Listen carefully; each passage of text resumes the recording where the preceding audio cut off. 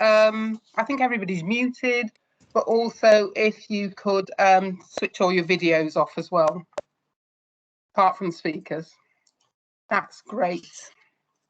So I'm Jenny Douglas, and I'm chair of the BME Researchers Group. I'd like to welcome everybody and, thank you for taking the time to participate in this momentous event. I'm very excited about it.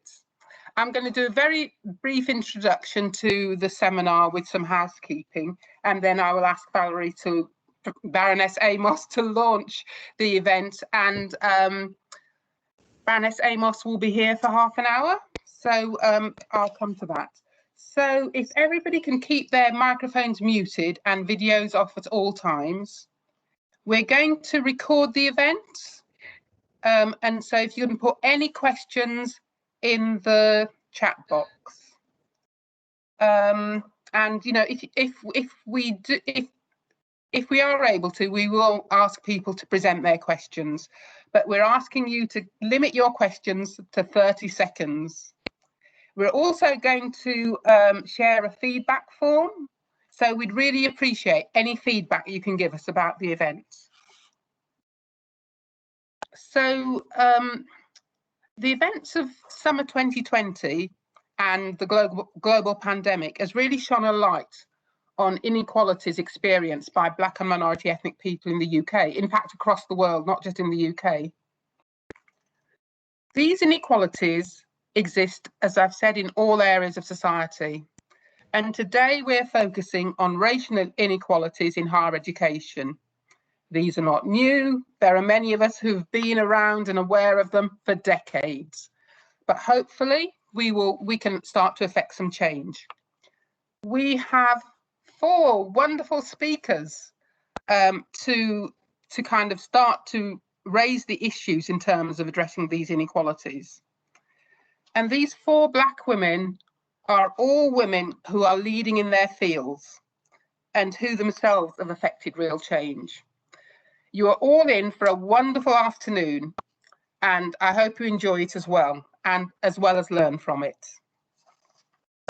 So I am delighted and honoured to introduce Baroness Valerie Amos, who's going to formally launch our seminar series.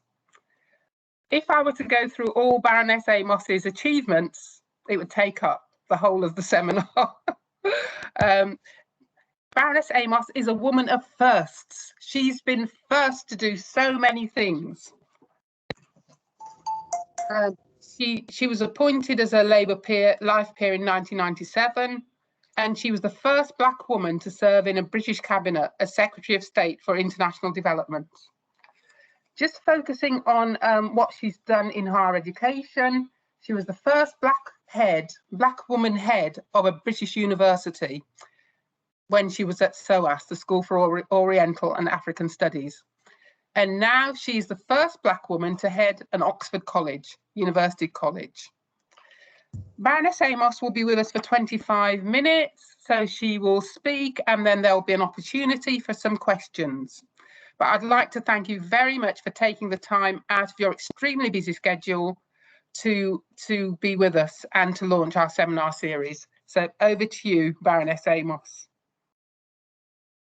Jenny, thank you, and good afternoon, everyone. And I think the first thing I've got to say, Jenny, is hearing you call me Baroness Amos is really weird. We were at university together. We've known each other since 1973. Yes. I say no more. Those are terrifying dates every time I think about them. I just wanted to say a couple of things about what's happening in higher education before we're able to talk a little bit more about what else is happening and what we should be doing. We're all aware of the scale of the race challenge in higher education, challenges which I think it's really important to remember, as Jenny said, go beyond our sector. This is about structural inequality across our society. Despite the numerous initiatives that have been taken, which span all of our sectors and all the different reports which have been written, that deep structural inequality persists. And there's very clear data that points to it. So it's not about a lack of evidence. And it spans education, it spans our criminal justice system, employment. The data is absolutely shocking, and we all recognize that more should have been done before now. I'm not saying there hasn't been change. I've been working on these issues for a very, very long time. I have seen change, but it's not nearly fast enough. As we focus on higher education, I think we have to remember that we need to address these challenges holistically. Discrimination in our education system, for example, exists within our schooling system. We see it all the time, and it has a major impact on what is happening today in higher education. Sitting here in Oxford, I see it very, very clearly. The pandemic and what happened last year has exacerbated and further ingrained the disparities which already existed in education. I see the way that students who come from challenging backgrounds or from disadvantaged communities are finding it much more difficult to adapt and to adjust to a university environment. Many of them were not taught between March last year and when they started at university in October. So they have been left behind in terms of that engagement with teachers, in terms of that schooling environment that they started in the university environment, which in and of itself was also challenging.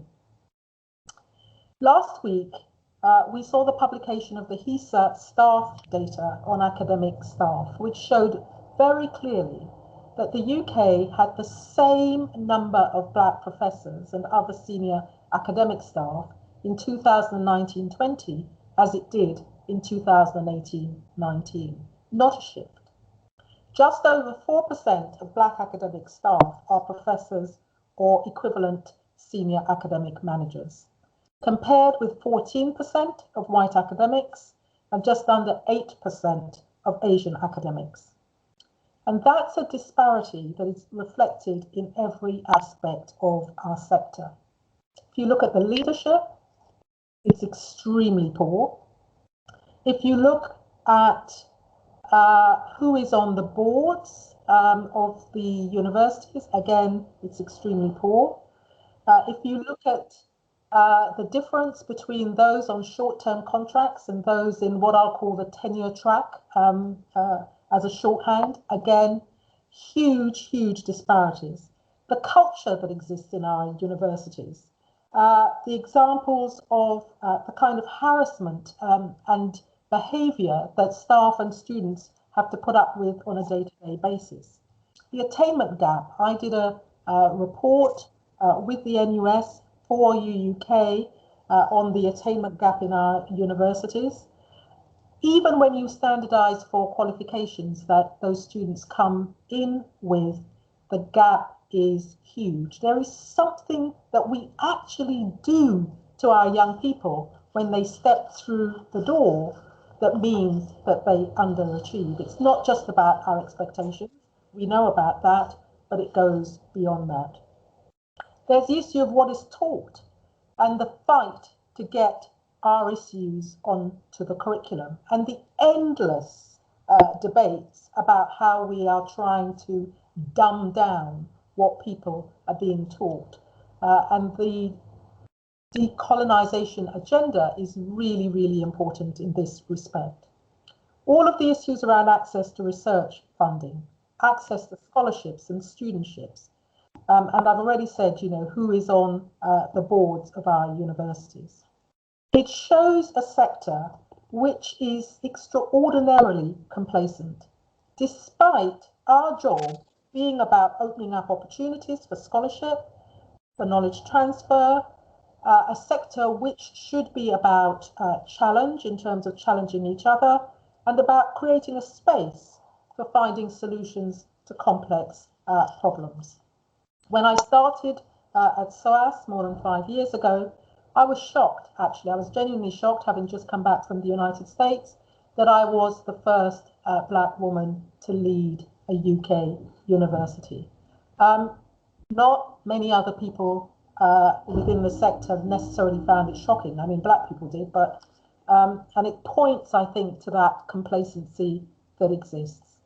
So the approach which we've been taking, which is about gradual change over time, I don't think it's good enough. We need critical mass, and we need critical mass quickly. How can we deliver that? Well, the leadership challenges that I think are being faced by those who are running our universities, if you look at our vice chancellors in terms of sustainability and money, means that those are the issues that are very much their focus. And as a result of what needs to be done, very often it's hard to build alliances with staff who are insecure. You need a whole organization approach. You need a culture shift within our universities. And I think it has to start with the remuneration of our senior teams. What are they measured against, and how are they held accountable? It is absolutely critical. And that needs to apply across the sector, not to this or that university, but it has to apply across the sector. There needs to be a zero tolerance in all of our institutions of certain kinds of behavior which goes on a daily basis. We saw the recent UUK work on racial harassment, for example, which is just touching the top of what exists within our institutions. League tables, which are a particular bugbear of mine. I think that universities should be measured on criteria which include how they're tackling issues around racial equality. The league tables would look very, very different if that was included in the criteria. I think it's absolutely crucial that our black academics build networks not only with each other, but with others in the sector, in other sectors, and also globally. And we need to grow our cadre of researchers. We need to hold our research councils accountable. Who's on their boards? Who's getting the research grants? Who are they reporting to regularly? I know that part of the impact of this network will be this seminar series, and I'm delighted to have been asked to launch it. You'll be able to shine a spotlight on the kinds of inequalities that persist. But I hope that you will also continue to raise your voice, that you will continue to draw attention to what is happening, publicly as well as privately. And I also hope that you'll make recommendations as to what more needs to change, building on your own experiences. Thank you all very much indeed for participating this afternoon, and I look forward to having a brief conversation with you, and my apologies again that I can't stay for the whole of this afternoon's seminar. Jenny, I'll hand back to you.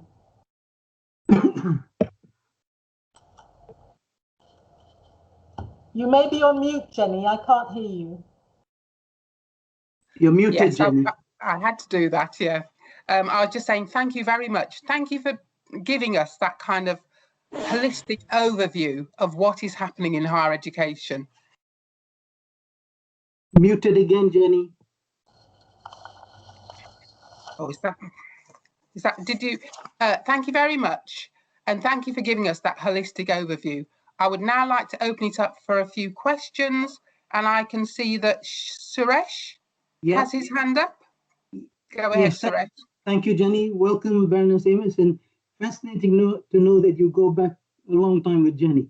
Anyway, my brief point is that at the OU, we talked about the awarding gap rather than attainment gap, because our BME people come in with decent grades and they're not getting the output at the end. So I suspect it's something on the teaching side, maybe unconscious bias along those lines. So I think we should say awarding gap, not attainment gap. People don't become dumb after they come to university with good A-level grades. That's it. Thank you. Thank you. I 100% agree with that. I think you're absolutely right that we do need to be careful with respect to the language that we use. So thank you. Welcome. Thank you. Do we have any more questions?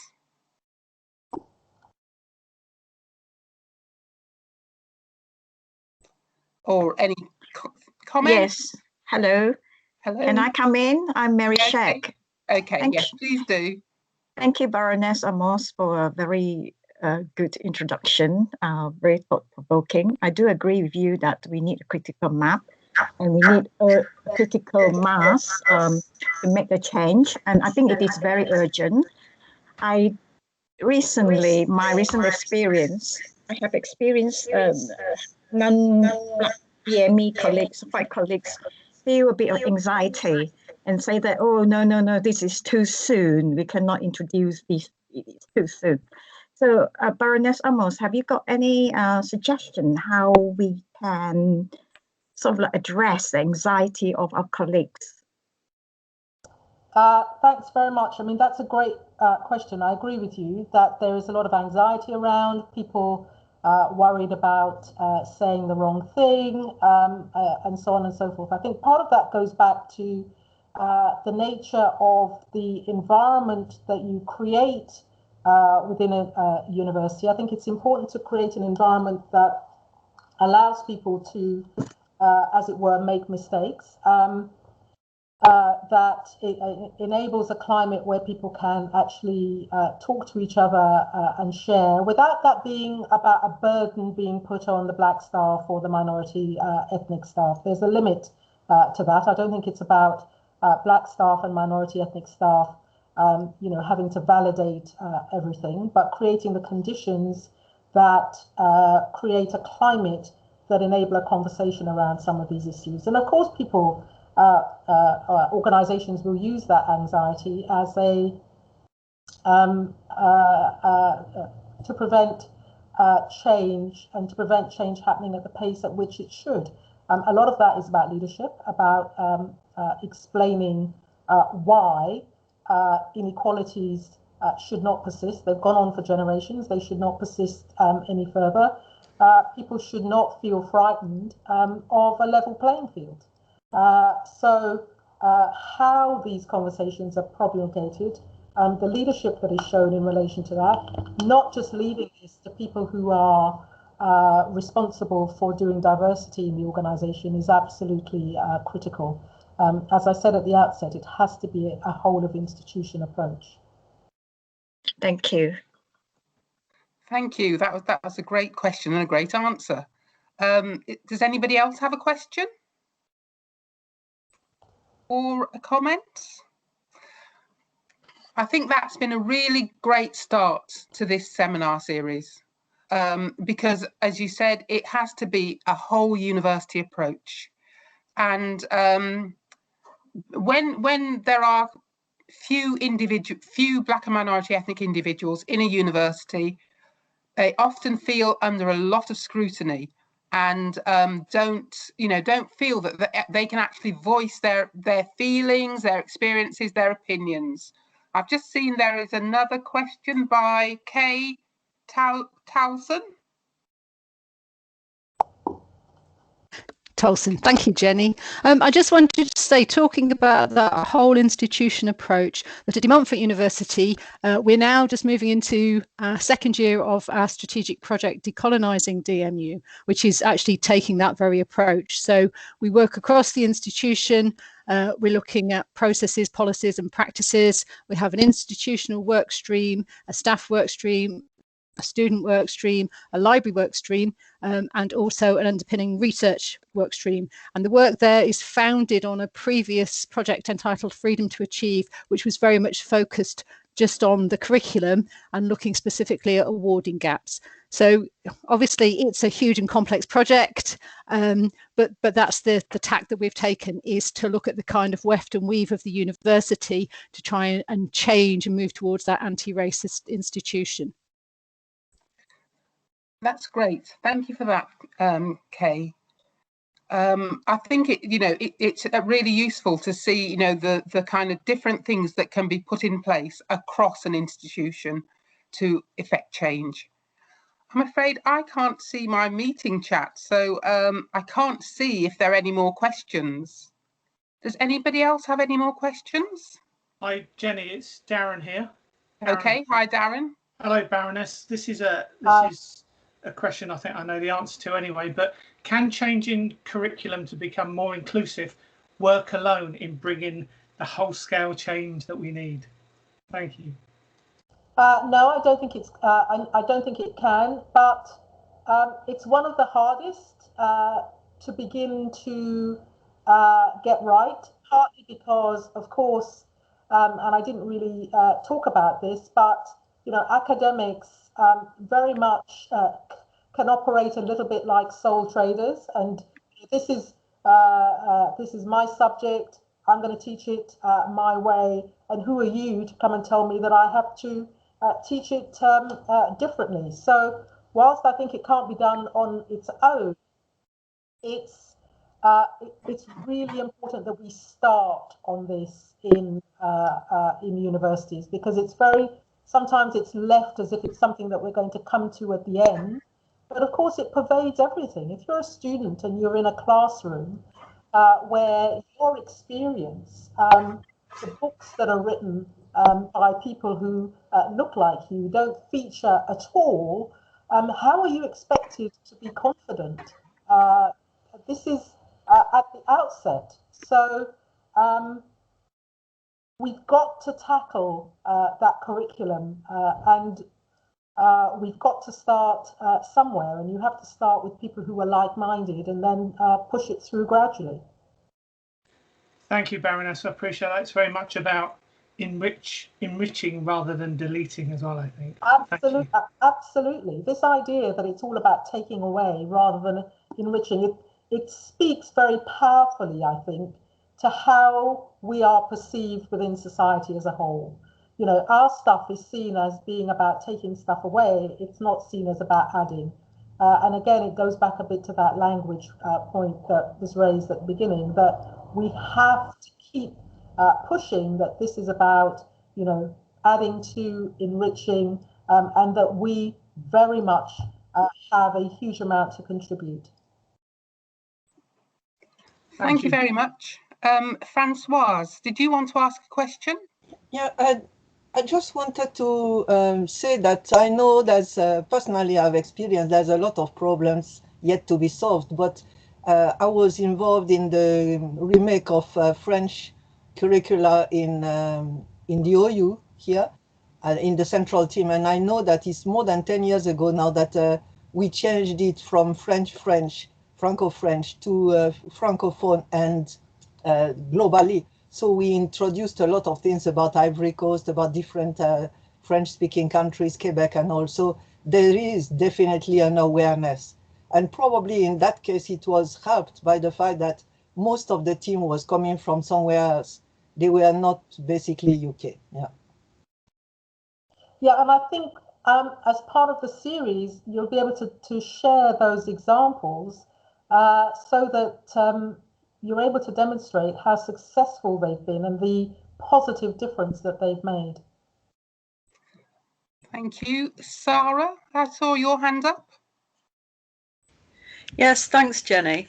I was just interested in hearing your reflections, Baroness, on Rosemary Campbell-Stevens' idea of the global majority and using that terminology instead. And it's something that I've been trying to write into my teaching materials, but because it doesn't seem to be widely used here at the OU yet, it's quite difficult to do that. So I was just wondering about your reflections really on that phrase. So the fact that something is not widely used yet, I don't think prevents us beginning to use it, because there are all kinds of things that are now part of common parlance that weren't there many years ago, and language does change and shift. So don't give up, is what I say. I won't. Thank you very much. Thank you. And Adam, you had your hand up. Did you want to ask a question? Hello. Hi, can you hear me okay? Yes. Thank you so much. This is such an interesting discussion point, and I hope there's more of it. So I'm a person of color. I'm a young student. I'm a professional worker, and I study part-time. And recently I came across, I don't know if you're aware of the case study from Cardiff University about the medical students who wore blackface. It was incredibly offensive. They wore sexual items representing a black lecturer. I feel even dirty even thinking about this. Anyway, so I guess my question is, when those and I'm Asian, I'm not black, but when I heard those 8 black students had to leave and go to King's College of London to complete their medical school because they felt harassed when they raised it, there was an independent review which supported everything they said. They said there's a feeling of hostility, there's a feeling that things are being kept under, there was a tick box exercise being done. What do we do when young black men who are making it into the medical field are being treated this way from other students of other color? I mean, this went to the police. This is, by the way, this is all public knowledge. It's all on, if you go online, you can just type in Cardiff and racism and it will show you what happened to those 8 black students. Where has been the outcry for their experience that their studies has been affected to the point they had to leave university to go somewhere else? That's putting a black mark on them. What do we say to young people when this can happen and you can get away with it? Well, I think the first thing you have to do is to prepare them for a society where those things happen. Yeah, we all know that these things happen, and I worry that as we work, you know, and as I said at the beginning, I've been working on these issues for such a long time, and we want it to be different, and we want it to be different for our young people. And actually, I think it's becoming harder in some respects. We have to prepare them to push back and be challenging. At the same time, we have to prepare them for the emotional and other trauma that they're going to face. And it's not an easy thing to do, because it's not about admitting, as it were, failure, but it's admitting that the change has been much, much slower than we would have liked it to see. So we have to build a degree of resilience in our young people, and it's really hard. I mean, my sister and I have a charity. It's called the Amos Bursary. We work with young black men. We're just about to include young women as well. And part of what we're doing is building that confidence, building that resilience, so that they can, building the support network, so they can get through these experiences at university and in the workplace. I absolutely agree with you. They shouldn't have to, but unfortunately. Exactly. So, exactly. Thank you for taking my question. But I want to just add a couple of other things. I think institutions have to have a zero tolerance of this kind of behaviour, an absolute zero tolerance. Exactly. So, and I know, I don't know the details of this, but I know that Cardiff University did a lot of work on the back of this, and I hope that the changes that they have put in place mean that it is different now for black students who are going to Cardiff. And the third thing is that I think that other universities have to learn the lesson of this. You know, there's all kinds of stuff that goes on underneath the radar that we're not necessarily aware of, which, you know, very often are within student societies and their initiation ceremonies and all this kind of stuff. And we need to be made aware of them, and we need to root them out of our institutions. This file is not perfect by any means. Thank you very much, Baroness Amos, and thank you very much for all your questions. I think that's got us off to a really good start for the afternoon. Can I thank you very much, not just for being here today, Baroness Amos, but for all the work that you're doing really to address racial inequalities in higher education. Thank you. Jenny, thank you, and good luck, everyone. Okay, take care. Bye-bye. Bye-bye. Okay, can we now move on to Professor Marcia Wilson? Before I introduce Marcia, can I ask everybody to mute and to switch off their cameras? We've got a lot of people joining now. Again, I'm really delighted to be able to introduce Professor Marcia Wilson. And I'm delighted because she has joined us at the Open University as Professor and Dean of Equality, Diversity and Inclusion. And she only started in December, but already I think we're starting to see kind of the impact of her being here. This is her very first formal event at the OU. So can I welcome Professor Wilson? Thanks, Jenny. I'm going to share my screen. Hopefully this will work.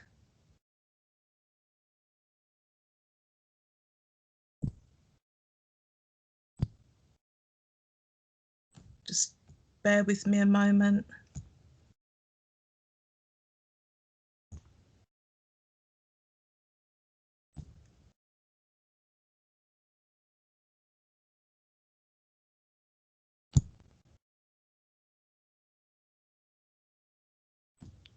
It worked just fine when we did the practice run. It definitely did, yes. Always the way. Just bear with me a minute. I've got just keep showing. You did see the slides, Marcia. The slides came up. Okay.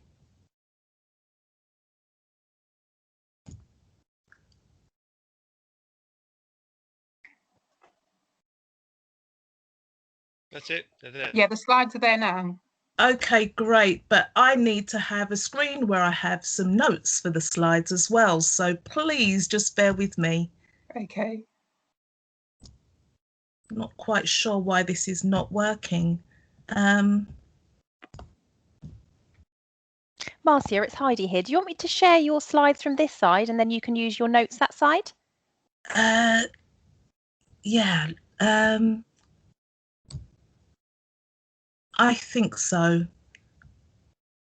Let's see if that will work. Okay, I'll just get them up on the screen.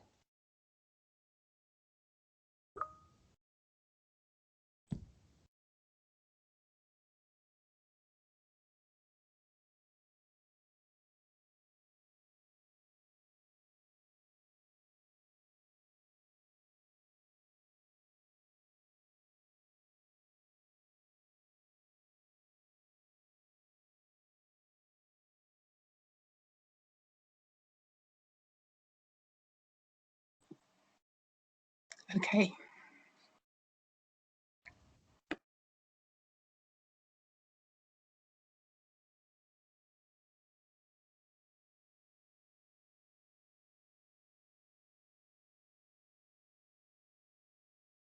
Okay, just bear with me because I will need to get my notes. You've been so patient.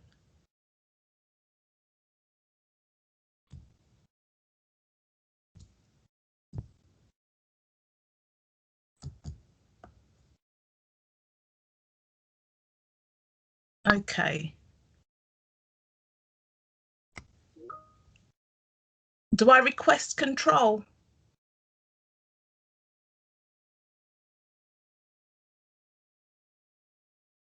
So don't worry, Marcia. So I'll share your slides from here. So if you just open up your notes your side, I'll manage the slides and you can just read your notes and use them as a prompt.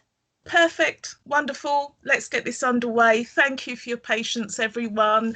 Good afternoon. Finally. Wonderful. Good afternoon.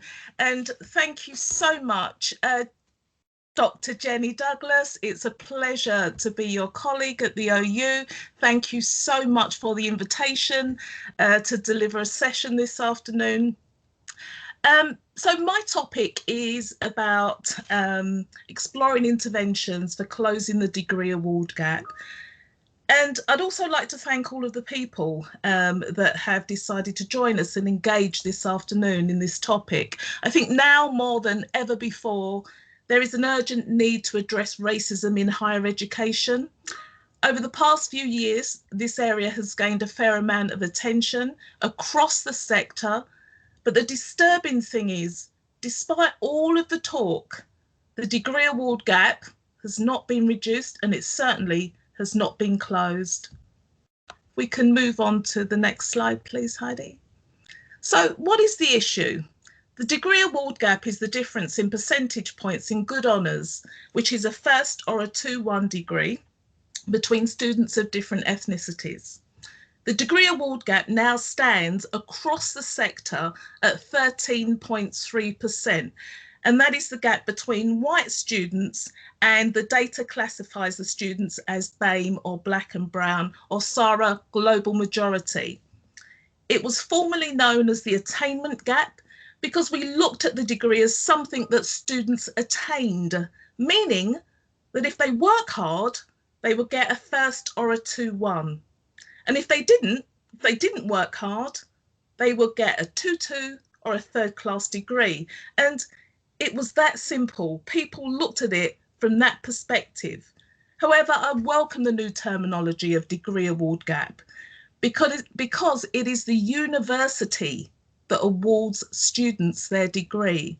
And we can argue that in some cases, this is very different to what students actually attain. It's important to remember that degree award gaps are sector-wide. It exists at Oxbridge, Russell Group institutions and post-92 institutions.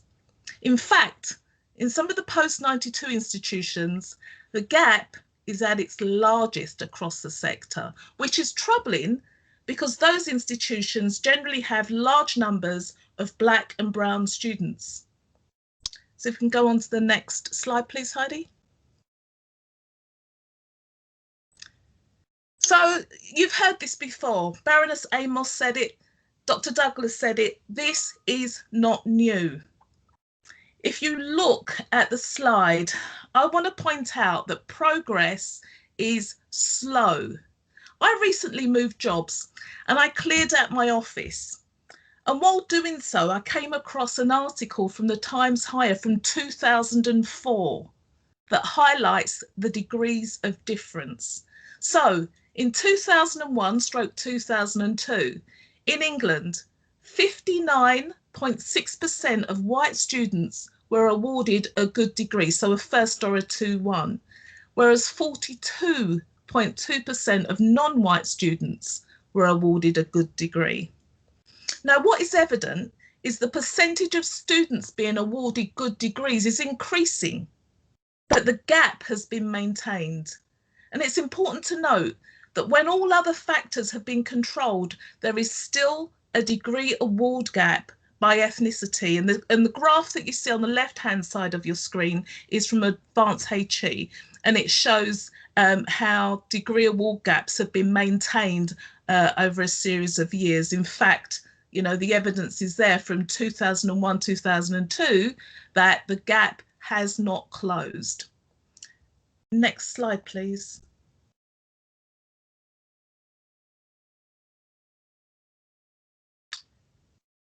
Just to highlight an excellent wonky blog by Gary Loke from Advanced HE related to the degree award gap. It was published a couple of months ago. He argued that the rate of change is so slow that if we continue at the same pace, the gap will not close for another 60 years. So it will not be closed until 2085/86. And the gap is most pronounced between Black men and white women across the sector. So there is a gap of 28.4%. And in discussions, people often talk about class or first generation students lacking the skills to do the academic work. And that is why there is a gap. And it's important to stress that even when these variables have been controlled, there is still a gap by ethnicity. Can we go to the next slide, please? So, why has there been a lack of progress over the years? Probably the biggest problem is one where the sector talked about this issue from a deficit perspective, meaning that the student was to blame for having deficits rather than looking at other causes for the degree award gaps. Some institutions have not had a focus on this issue, and they have prioritised their reputation over any constructive discussion about this matter. And there has been no will from the powers that be to look at higher education as a place that perpetuates inequalities. No coordinated constructive discussion across the institution. At my previous institution, we really only started talking about this area when we started the Race Equality Charter Mark process. There were discussions in silos, but not coordinated across the institution. And we were forced to have discussions about this and institutional racism, but only when we applied for the Race Equality Charter Mark. But you have to be careful. My experience from doing this work is that it is uncomfortable for some people, but people don't realise that they are supposed to be uncomfortable about it if they are not used to talking about this. Sometimes you'll see colleagues attempt to derail the conversation and focus on asking for more data. They ask, how does class impact this? What about attendance at lectures? What about students who have busy lifestyles? For example, when a student has a job on top of their studies, surely that impacts on degree awards. It is time we take action to address this matter and be serious about it. When we fail to take action, it means that Black and brown students are not awarded good degrees. And that is what is needed when many want to progress onto postgraduate studies, and it therefore impacts the jobs that our students can get. Can we go on to the next slide, please? So, one issue that I want to highlight before I move. So I've got some feedback. Would you mind muting, please? Thank you. One issue that I want to highlight before I move on to talking about interventions is that some universities are being awarded a gold, silver or bronze rating for the Teaching Excellence Framework. We need to be questioning, how can an institution receive a gold rating for teaching when they have not awarded Black students, any Black students, a first-class degree? You can see the data from 2015/16 and the degree award gap for first-class degrees between Black and white students. It ranges between 21 to 36%.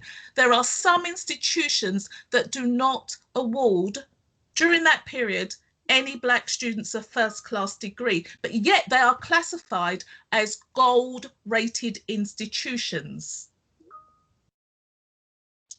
Can we move on to the next slide, please? So back in May 2019, this is the report that Baroness Amos was alluding to in her talk. Universities UK and the National Union of Students commissioned a report entitled Black, Asian, Minority Ethnic Student Attainment at UK Universities. You know, we were fortunate to have Baroness Amos with us, as she was one of the driving forces behind this report, and she wrote it. The report was in response to the degree award gaps that persist across the sector. The report identified 5 significant steps for reducing the degree award gaps. The first one, providing strong leadership. Senior leaders need to demonstrate commitment to closing this gap. This means going beyond saying that it is important and actually being proactive around this agenda. Number 2, having conversations about race, racism, and challenging the culture within the institution. Now, this is problematic when asking people to discuss race and racism if they don't have the tools to effectively do so. Developing racially diverse and inclusive environments, and this is urgent. It is pretty well established that universities across the sector are not racially diverse. They tend to be white spaces with largely white senior management, white professors, and white staff. Getting the evidence and analysing the data. It is important to know where the gaps are across your institution and for management to be accountable for closing those gaps. You can benchmark it across the sector, but as far as I'm concerned, 13.3%, and last year it was 13.2%, so it's not really shifting. 13% is way too large, and having that kind of gap tells me that people are not being proactive. or I should say management, are not being proactive or doing the things that needs to be done in order to close the gap. In fact, too many do not know what their degree award gap is within their department, within their school, or within the institution. Understanding what works. To understand what works, we have to know what causes the gaps in order to close them. Next slide, please.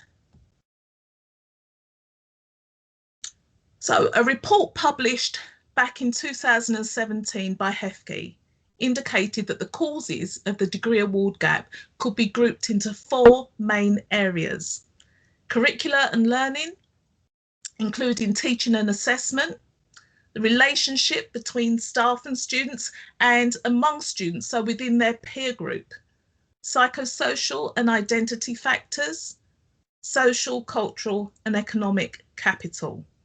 So with regards to the curricula, we know that different students experience different degrees of satisfaction with the curricula. And the response to this is that many are taking steps to engage in decolonisation projects. And I don't want my presentation to focus on that area. If you go to the internet, you will see many talks advertised on decolonisation of the university, decolonisation of the curriculum, decolonisation of physical spaces, and so on and so forth. What I do want to focus on is an area that I first became aware of when studying my degree, and that is around teacher expectations.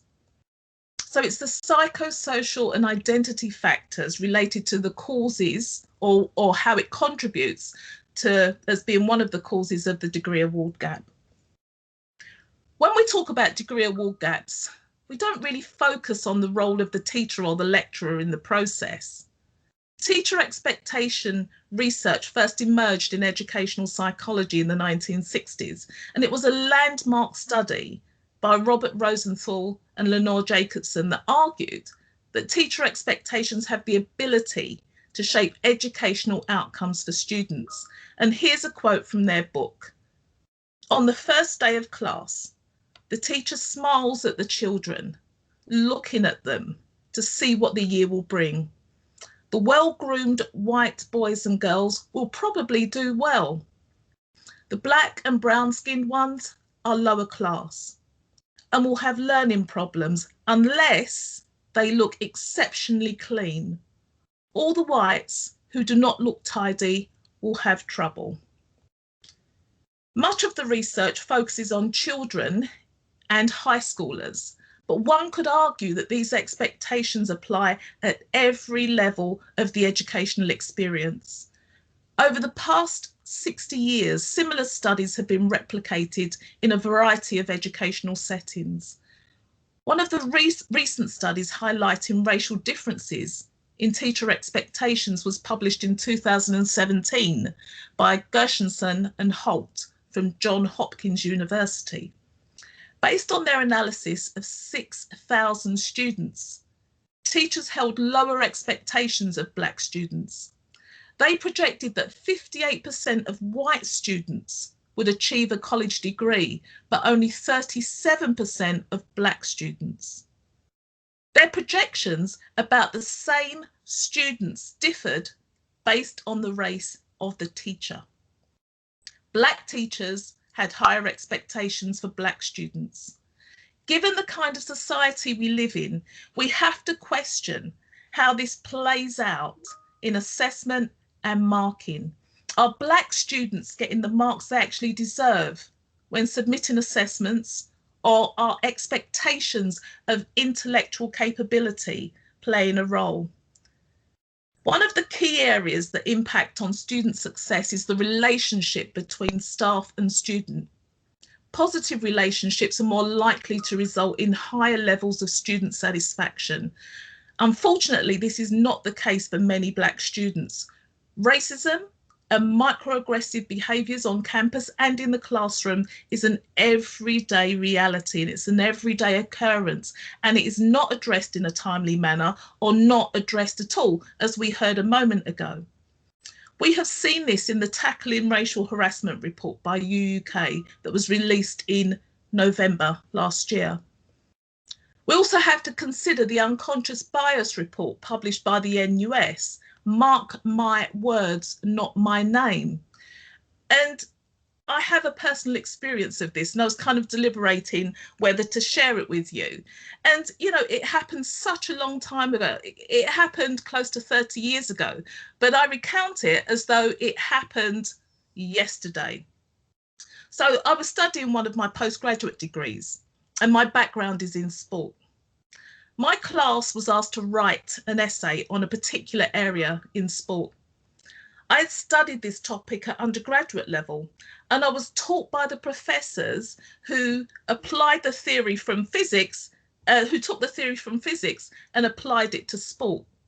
So I knew this area. I studied it at undergraduate level, and I was over the moon to see it as part of my assessment for my postgraduate study. My peers, my white peers, did not understand it. I was the only black person in the class. They didn't understand it. It's quite a complex theory. So I convened a study group and I taught my white peers. We submitted our work. I got a mark of 60s. It was about 63%.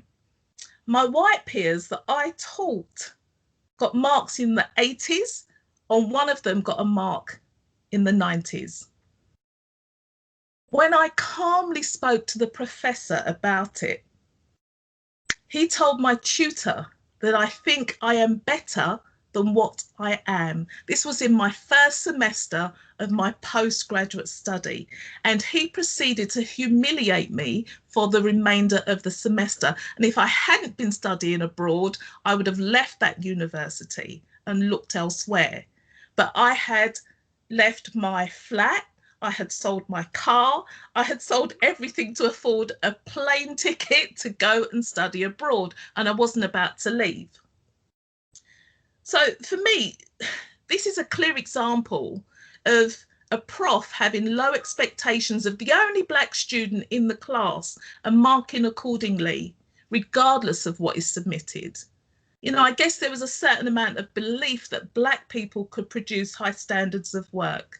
So you can see how the combination of teacher expectations, having that interaction with a staff member, positive interaction, can really have an impact on degree outcomes. I didn't have that relationship with that particular professor. In fact, the relationship was null and void after that incident. Can we go to the next slide, please? So, interventions, what can we do to address this issue? How do we go about tackling this? And we've heard it before, it has to be an institution-wide approach. You can't do this piecemeal. It has to come from senior management. If you want real change, it has to come from senior management, as outlined in the 2019 GAP report. I would advocate GAP data being published in the same way that key information sets data is available for students, so they can decide where to go. So they know how many hours of contact they're going to have. They know what kind of assessments they're going to have. They should know which universities have the highest degree award gaps. Senior staff need to be held accountable. Closing these gaps need to be part of the performance requirements, and they have to report on what they have done to engage their teams to generate the change that is needed. Finally, I would advocate there being a financial penalty for institutions that do not meet their target gaps, their gap targets rather, as in the access and participation requirements.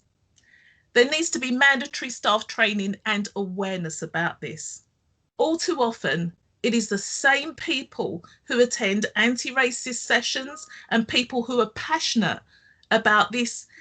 We end up preaching to the choir and to those who are already converted, and that results in piecemeal work.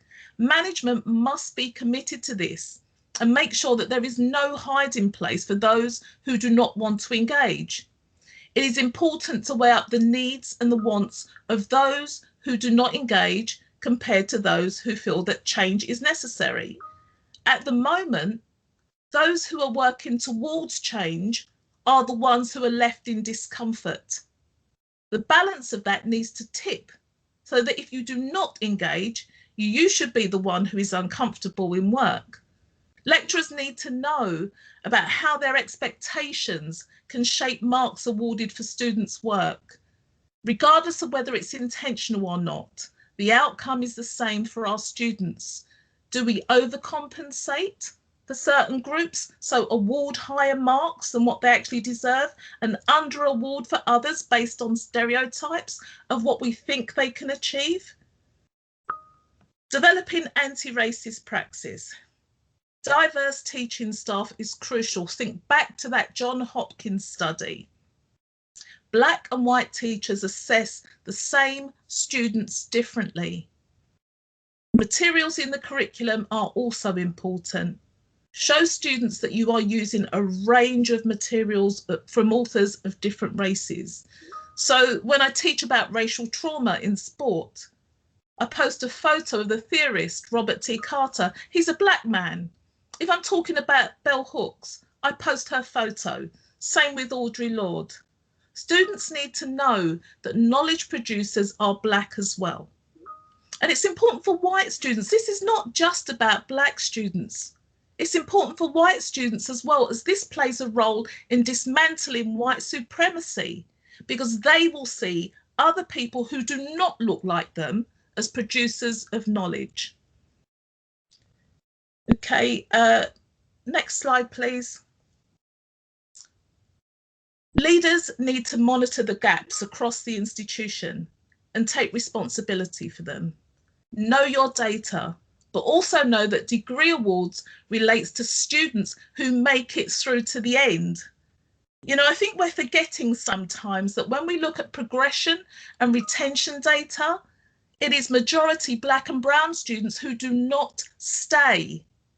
They end up leaving, and they leave for very good reasons, or they don't progress in their degree. So what we're seeing with regards to degree award outcomes, we're seeing those that have been able to stay the course of a 3 or 4 year degree. Raising awareness among our students. Get to know the students and co-create with them. Colleagues that I used to work with at the School of Arts and Digital Industries at my previous institution have done a great job in this area. The students feel as though they are seen, heard and valued. Once again, you've got to keep up the events that highlight these issues.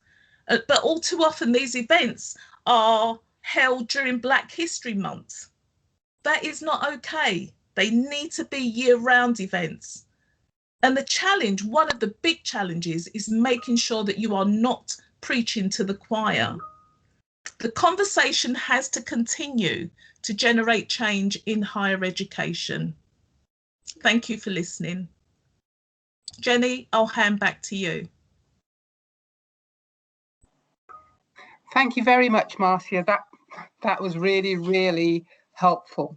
And it's interesting the themes that are emerging through just the first 2 talks about having an institution-wide approach, about being prepared for uncomfortable and difficult conversations, about accountability. How can we make our universities accountable?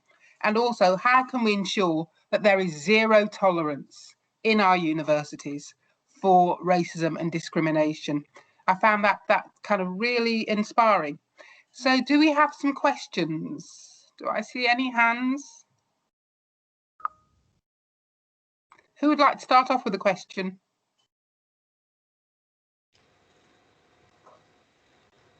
Hello, I'll start again. This is Darren Gray again. Hi from the OU. Thank you, Darren. Thank you. Hi, Marcia. I just want to ask, how do we own up to our gaps, to set about changing those gaps, and then communicate it to prospective students that if they come to us, they're less likely to succeed? And what does that do upon those personal, individual motivations? So it's a tricky balance, but seek your views. Thank you.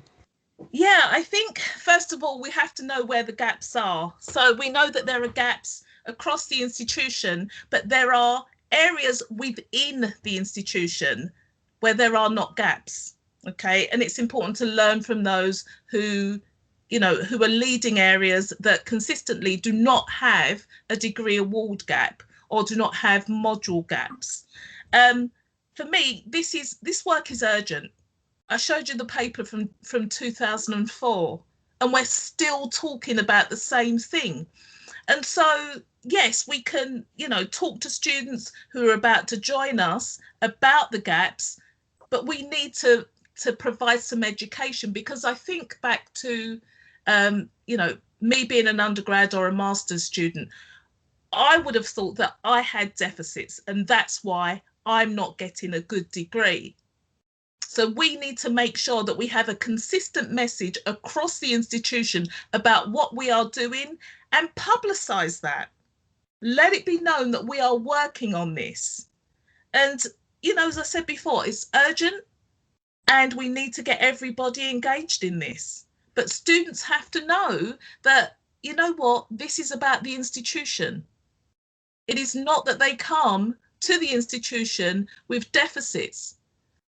The data clearly shows us that even if you start out with the same entry qualifications, white students will excel, if you like, and be awarded a higher degree compared to black and brown students.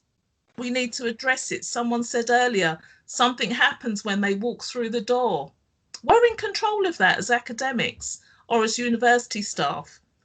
We have to get together and address this urgently.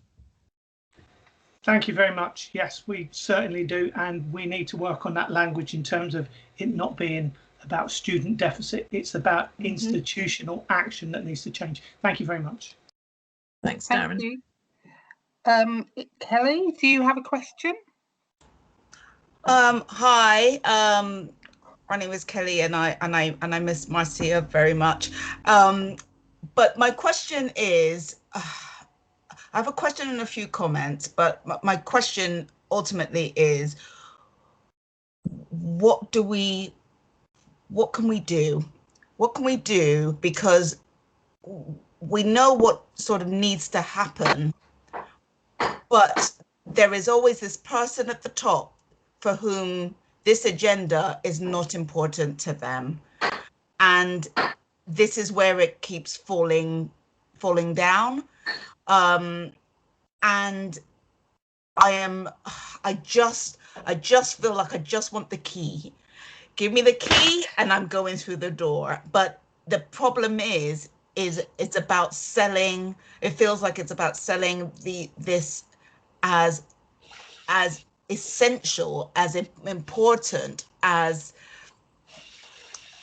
for the people on top, because they are not interested in equity, inequality. They are in order to get the kudos that they need, but they're not really. So that's why we end up having these tick box exercises. That's why we end up shouting a lot and nothing really nothing really moves. Is because it's not in their interest. And so my question really is, where can we go, and what avenues have we not gone down to start to make this as important as it is in the eyes of those who are hiring, who make it difficult for people who want to make changes, but they can't because it is their job at the end of the day, and they do have, bills to pay and all these other things, and that becomes important. What do we do? I'm stopping now. I'm not going to ask the question on repeat. I'm stopping now. Oh, Kelly's one of my students from UEL. So Kelly, thank you for joining. If you can put on your camera, it'd be lovely to see you. Haven't seen you for quite some time. Hello. I think that one of the key things that needs to happen to get senior management to engage in this is for them to look at this from a business perspective. Okay. And so I said a moment ago that, the students who are leaving, the ones who don't progress, and the ones who decide to leave university are black and brown students. So you think about the millions of pounds that go out that door every time a student leaves, or every time, you know, a student doesn't complete. They are losing money. So I've always pitched this as, you know, an issue around finances. Students, universities need money. So when I'm talking about this, I talk about it. I don't talk, you know, I've been talking about it in very emotional terms today because it's something that I feel strongly about. And for me, this is social justice. This is about doing the right thing for all of our students. But sometimes management don't see it like that, okay? Sometimes. I'm not saying all managers, I'm saying some. And so you have to talk in business sense, and you have to talk in pound signs, you know? And that's why I advocated for the KISS data, key information sets. You know, once universities are exposed, senior managers will have to decide, this is the direction that I'm taking and this is urgent and we need to do something about it. We cannot be talking about this again in 2040, you know? So the quick answer to your question is it has to be discussed from a business perspective rather than an emotional, this is the right thing for us to do. Can I just ask, because you just mentioned something, and I think this might, because also the thing is with the business aspect, I totally get, but once they've got our money, and we've got this substandard product, we kind of are locked into a weird marriage, and so we don't leave in our droves in a protest. We leave because situations. You know, the university studying doesn't suit our lives in that particular moment anymore. So it's not, so the fact that these stats have not moved them to do anything so far, I feel like we have to still try something else. But you mentioned something about exposure and about bringing these stats to light. And if anybody is anything like me, shame will do it every single time.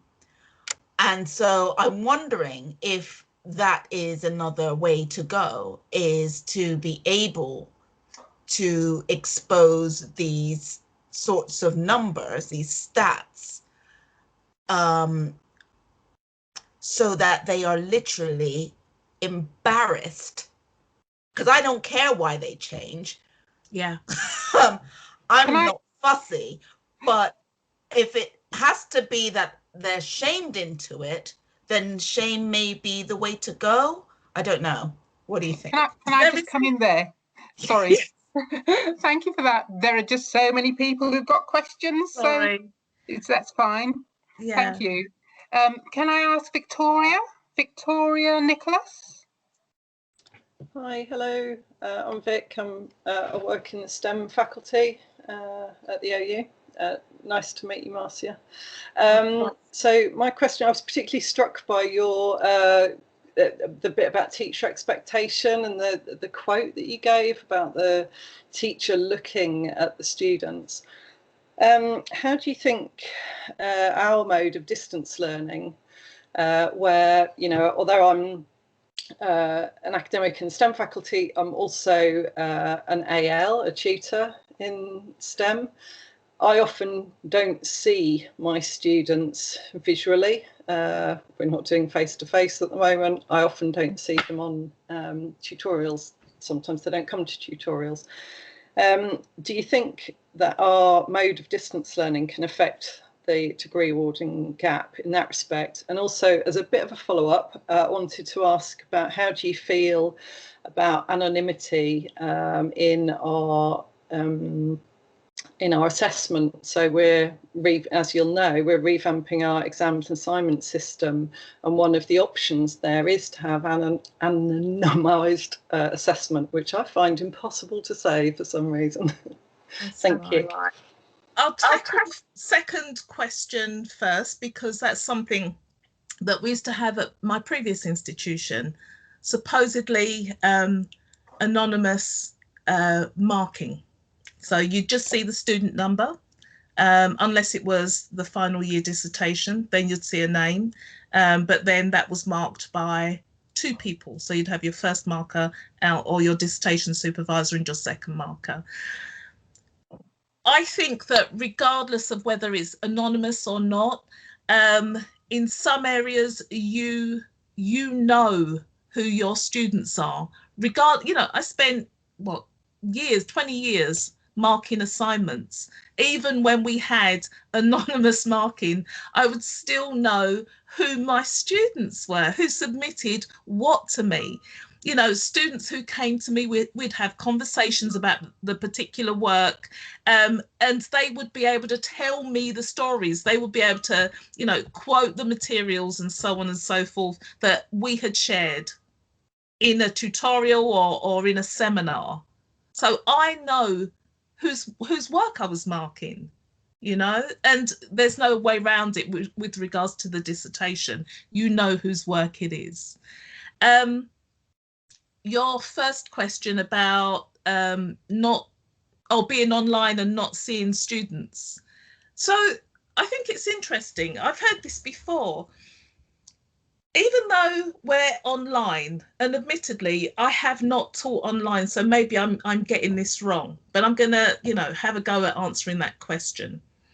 There is still something around, if your classes are relatively small, if you have that contact with your students, if you have tutorials with your students, if you develop, a bond with your students, it's the same thing. You'll still know who they are.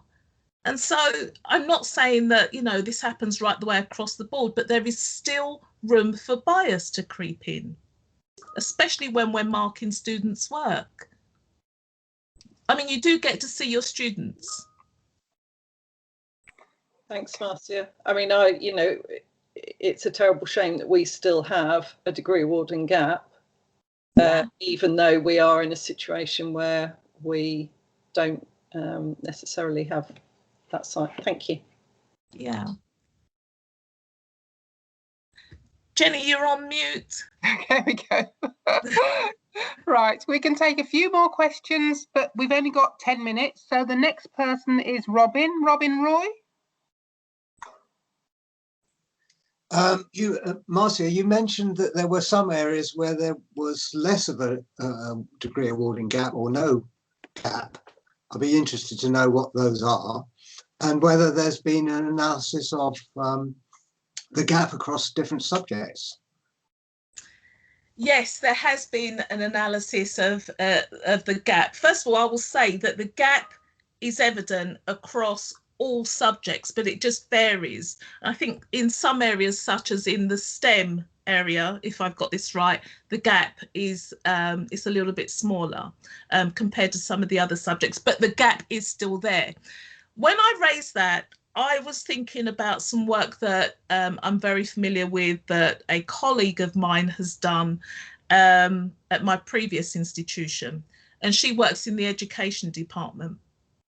And she works with students at a very, when they first come into the institution, and she does a lot of academic work with them. And if you want to talk about the way to decolonize a particular program, she has got it, down pat. It's great, the work that she has done.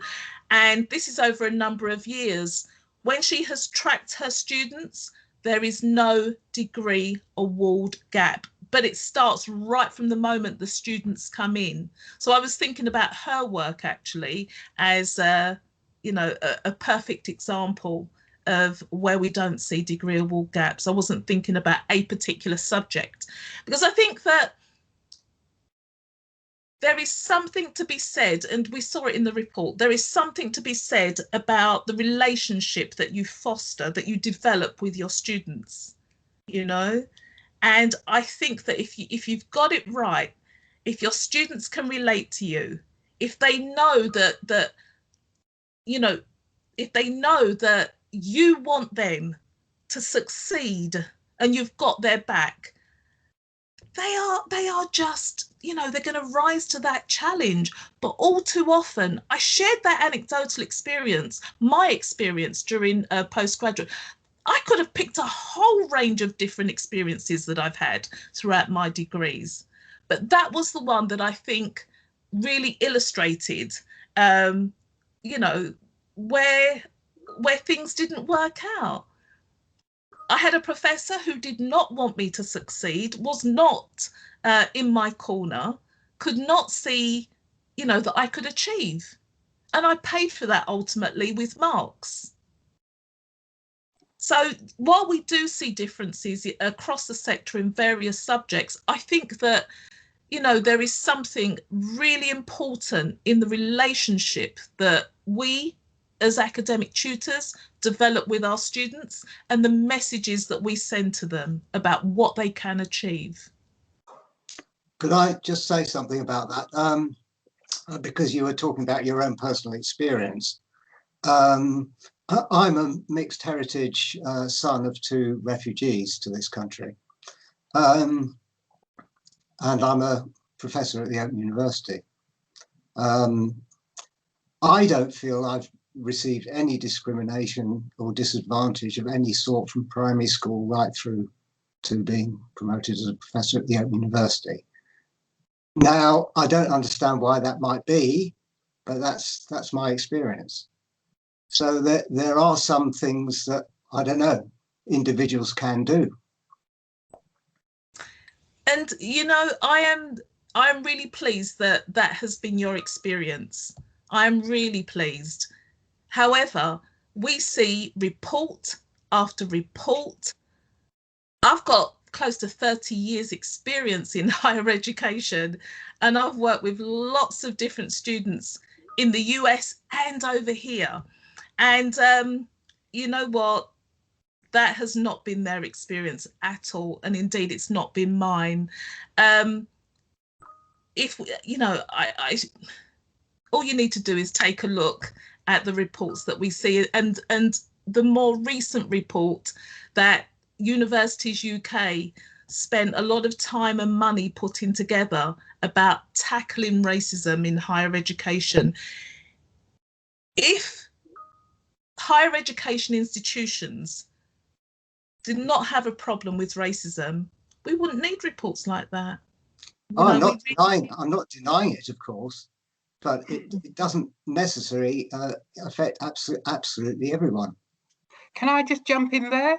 I think you know, that's an important issue to raise. I'm just going to, because of the time, move on to the next question from Maxim. Hiya. Hi. Well, first, thank you so much. I've been so pleased that someone in your position has the views that you have at the Open University. We've been talking about sort of tick box exercise or reaching to those who are complacent and the issues that are embedded in the culture. I was wondering if we could have your views on the Open University's Equality Essentials training. Okay, Maxim, I have to confess that I started last month. That module is in my inbox. I haven't done it yet. I've got until the 16th of February to complete it. But I can't comment on it because I haven't done it. I haven't experienced it. But when I do, I'll be happy to have a conversation with you about it. So I can't comment on that particular module at this moment in time, so I'm not in a position to do so. But what I can say is that online modules serve a purpose, but I don't think that they go far enough to really get to the change that we need. And that's an idea that I have shared with senior management at the university. And, you know, I'm pleased to say that they are in agreement. They recognise that. So, yeah. Okay. Maxim, what I'll do is take the module and then you and I can have a conversation about it. Thank you. I think the chat, there's a couple people that would love your views as well. Okay, if you want my view on it, feel free to email me. I plan on doing the module at some point before the 16th. Thank you so much. We've got time just for one question, and that's Audrey Osler, an old colleague of mine. Are you there, Audrey? Oh, right, okay. Doesn't seem as if Audrey is there. So Naomi's the next person on the list. Thanks. That was amazing, Marcia, and I'm so glad you're here. This is a bit of a OU specific question. So again, it's perhaps not so much a question as something to raise. You alluded to it in something you were saying earlier, but essentially across the sector, mostly what we're looking at is the degree awarding gap. And within the OU, so much of our data is on module level. Yeah. And it's not just the data, but it's the way that we award degrees is very rigid. So there's, for instance, no kind of progression boards at the end of the second year to say, okay, who's going to get a 2-1, who's going to get a first. And instead, it's just, okay, you've got a 2-1 in this particular module. That means we count up all of those numbers to go toward your degree. Again, I don't know if that makes the awarding gap better, worse, or it doesn't have an impact. But I just think that when we're looking at those kind of big structural things, it's something that maybe the university might bear in mind in terms of what we can do to make things fairer in terms of awarding. So that's all.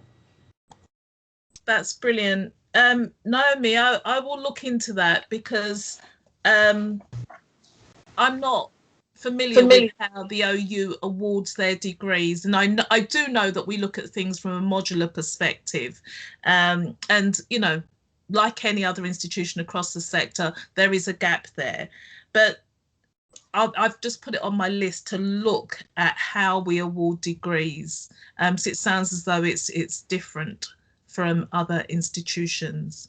So thank you for raising that, and I will certainly look into that. And I've got your name, Naomi, so I will get back to you. Great. Again, yes, the list is very long, and I'm sure, but thanks. No problem. Thank you for raising it. Okay. Thank you very much, Marcia, for your presentation and for answering all those questions. I can see there's a lot of activity on the kind of chat box now that I can see it, so that I'm really pleased that we've had, we're having so much really kind of useful discussion. So I'm now going to move on to our next speaker, and I am delighted to introduce Professor Ijeoma Uchegbu. Ijeoma is a professor of pharmaceutical nanoscience at UCL. She has many kind of national and international achievements in the field of pharmaceutical nanoscience, and she's doing a lot of work around equality and diversity within UCL. And she's going to talk about who gets to do research, which touches on issues that have been raised by the previous speakers. So over to you, Professor Uchegbu. Thank you so much, Jenny. I'm having quite a really nice afternoon, and I hope everybody can see my slides okay. Yeah, can see them, great. So I'm going to talk to you for about half an hour on equality and diversity in UK academia, and really just show you how certain individuals are really deprived of an opportunity to excel. But I'm not just going to focus on that. I'm also going to talk about how we can address some of these issues as well. So a quick disclaimer, I'm not a social scientist. I'm a professor of pharmaceutical nanoscience. And so what I do, core job is really working on drug development. But I'm also UCL's provost envoy for race equality, and that's why I'm very interested in this space. So I'm going to talk to you about the organizational benefits of diversity, inequality and diversity, inequality that we have in society, diversity and inclusion at UCL, and what we can do and what you can do. And whenever I frame this topic, I always frame it as it being good for everyone. It's not just good for ethnic minorities. There are real benefits from having diverse opinions and diverse perspectives when it comes to decision making. So social justice is important, but if you want to make sure that your organization continues to exist, you need to have diverse decision making when you are operating in a multicultural society. And here is the evidence. I'm going to present evidence that diverse decision making is actually very good for you. There are 3 drivers for why we need to have diversity and equity in our institutions. One of them is that actually diverse decision making is very good for you. The other reason is that the vast majority of our students at UCL are from an ethnic minority background, but also ethnic minority students are overrepresented in UK higher education institutions. And the third reason is that when you have inequality, everybody suffers from social and health problems in society. There is a direct correlation between income inequality and the societal ills. So those are the 3 drivers, bear those in mind. And now I'm going to give you some evidence. So very clearly, this is ESRC funded research. London companies with diverse and ethnically diverse management produce more innovative products. It's all about making sure you understand your customers. So that's the first piece of evidence. Diverse teams are smarter. Diverse juries have been shown to follow the evidence and make fewer factual errors when they're discussing the case. When you are in a diverse sort of environment, you tend to rely less on dogma and more on the evidence. And this is shown with making decisions as juries, as well as pricing assets on which all our pensions depend on. So ethnically diverse teams were more accurate at pricing assets because they didn't follow the dogma. They didn't say, oh, that looks like a really good company because it's led by all these people that look really good on their website.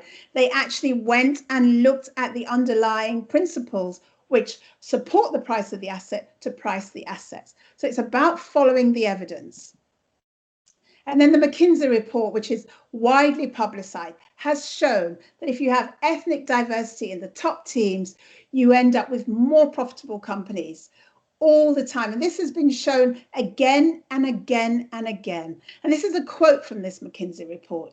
They say that there continues to be a higher likelihood of outperformance with ethnicity than with gender. So diversity when it comes to ethnicity feeds directly into the bottom line. It's important to understand that this is simply because when you're sitting together as a diverse team, you're less likely to follow the dogma and more likely to follow the evidence.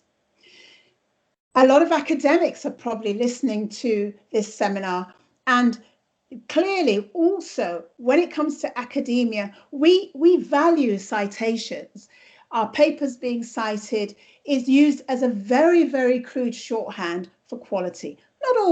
It's not always saying that papers that are highly cited are high quality papers, but it's used as a shorthand.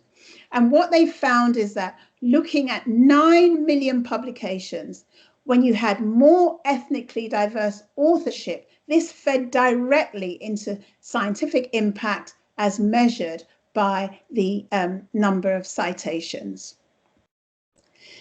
So I've shown you evidence that if you have diversity at the decision-making level, the top level, there are organizational benefits to be reaped from that. But also there is evidence that shows that when you have inequality, income inequality, which stems from the fact that you have real structural inequalities such as racism and sexism, income inequality is directly correlated with health and social problems. Low life expectancy, high infant mortality, homicides, imprisonment, mental illness. So even if you are at the top of the tree, but you live in a society that is with high levels of inequality, you're surrounded by these problems. And you cannot dictate that just because you're incredibly wealthy, members of your family won't have mental illness, you are not going to be killed in a homicide. So income inequality, which is reduced with the Scandinavian countries and high in the UK and USA, is directly correlated with health and social problems. Another reason why we must strive for equality. And then the final reason, and the final driver for us in higher education, is to look at the proportion of students that come from Black, Asian and minority ethnic backgrounds. 22% in 2018-19, moving to about a quarter now, compared to our representation in society at 13% according to the 2011 census, and projected to be maybe 16%. So you can see that pupils and students from ethnic minority families are more likely to go to university. So thinking about the talks that have been given by Marcia and Valerie Amos, what you can see is that if you do not provide a good product, if you do not provide a product where these students are actually going to excel, these students will vote with their feet and go to universities that are providing the product. And I always tell people, if students vote with their feet, yes, money walks out the door, but what does that mean for you individually? It means your course is closed and your head of department then has a conversation with you about you being redundant. So it's important for everyone to get behind this agenda. 57% of UK students are female, 22% are from an ethnic minority background, and at UCL, 54% of our students are from an ethnic minority background. And so it is imperative that we address the awarding gap, and we've done some things around that. So the three drivers: diverse teams make better decisions, ethnic minority students are overrepresented in UK higher education, and inequality leads to health and social problems. These are the things that we should always bear in mind. It's very important to talk about social justice, fairness, equity, but it's also, it will resonate with people if you talk about organizational resilience as well. But I want to tell you that actually the problems start very early on. If you want to become a scientist or you want to become an academic, the problems start from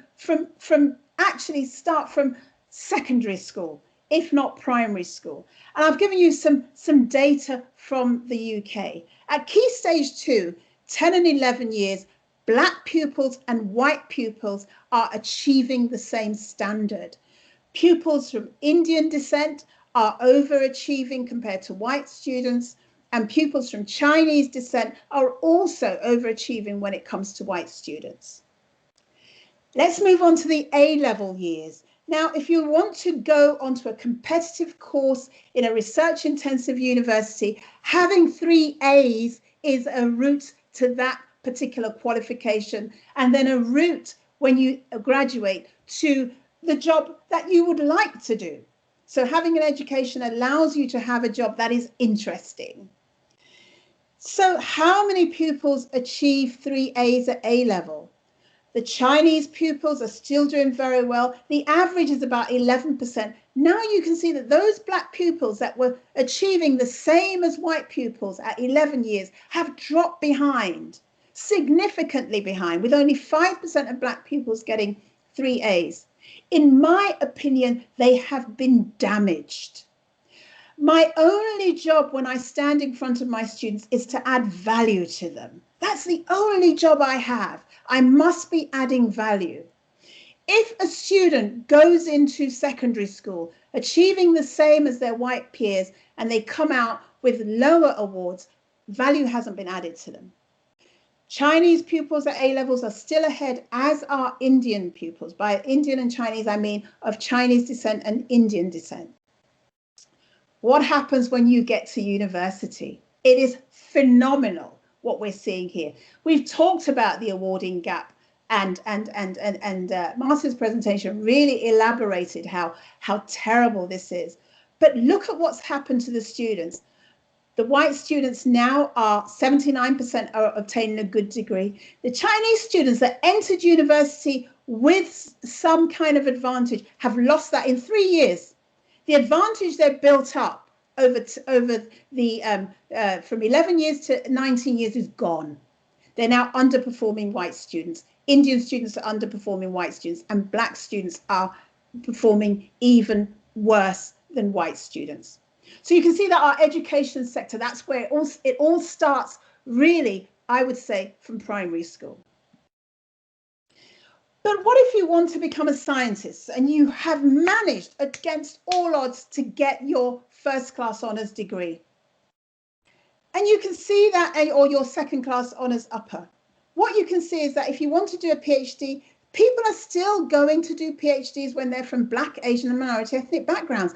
18% of PhD science students are from Black, Asian and minority ethnic backgrounds. But when we look at the ones that are funded by our government, 9% of UKRI funded PhD students declared themselves from Black, Asian and minority ethnic backgrounds. We have to take this particular statistic with a pinch of salt because 29%, almost a third, did not disclose their ethnicity. So despite the fact that when you get into university, value is not being added to you, despite the fact that when you finish your degree, you realize that you've lost out, these students are still trying to do a PhD and they lose out again when it comes to the funding. And so if you want to have a science career, you have to have grants. I've been able to be funded for over 20 years continuously with EPSRC grants, but it's a hard slog for everyone. And for every 10 grants I write, probably I'll get 1 or 2. It's a hard slog. I remember my first year as a lecturer, I wrote 13 grant applications, over 1 a month. I got 1 awarded. I'm slightly better now, the odds are slightly better, but you can see how difficult it is. And it's difficult because when you look at the way the grants are awarded, you get your reviews. Black, Asian and minority ethnic scientists are well represented in the reviewer pool. 15% in the college, 18% submitting really good reviews. These are all percentages.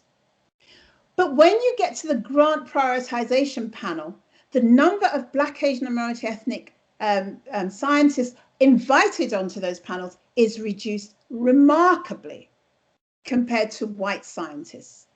The grant prioritization panel is where they rank the grants. And if you are the chair of the panel, you have some influence in that you can moderate discussions.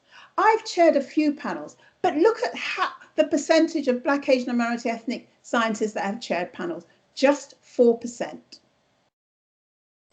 And then you look at the way fellowships are awarded. This is 2016-17 data. The data has improved a little bit. And what you can see is that for fellowships, these are individual awards to people to carry out research of their own description, not in response to a call. And what you can see is that if you're Black, Asian and minority ethnic, you're less likely to get those awards. And this is correlated with the poor representation on grant prioritization panels and the poor representation as chairs. And this inequality that starts really from our primary schools continues if you want to become an academic. The good news is that if you look at the top of this slide, the representation of Black, Asian and minority ethnic members of staff in academia is similar to the proportion of the population that is of Black, Asian and minority ethnic heritage in the population according to the census. But when you look at professors, you can see that 88% of UK professors are from Black, Asian and minority ethnic backgrounds. Less than 1% are from Black backgrounds. Black people represent about 4% to 5% of the UK population. So that number should at least multiply by 5. And when you look at if you are we've got some Black female professors on this particular panel, but if you look at the percentage of UK professors that are both female and Black, it's 0.2%. Considering that Black people represent about 5%, 4 to 5% of the population. That number should be at least 10 times higher. So women are less likely to be promoted as professors, ethnic minority women are less likely to be promoted as professors, and Black academics who are women are less likely to be promoted. Look at the earnings, and the inequality continues.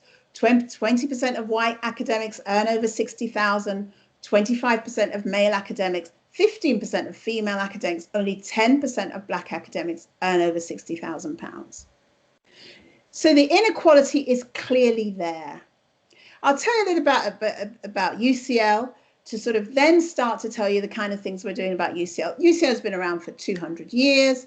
They are setting up a new campus at the Olympic Park, which is opening. I had it here, it was opening in 2021, but now I've said it's opening soon. It's a global top 10 university. It came top in research strength when it came to money that was earned from the Research Excellence Framework.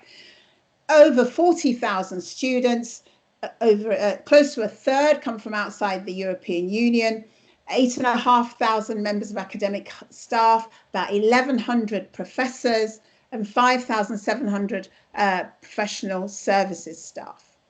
Lots of Nobel Prize winners associated with UCL over the years, including the first non-European to win the Nobel Prize, Rabindranath Tagore, and others. So really a university that prides itself in its research excellence.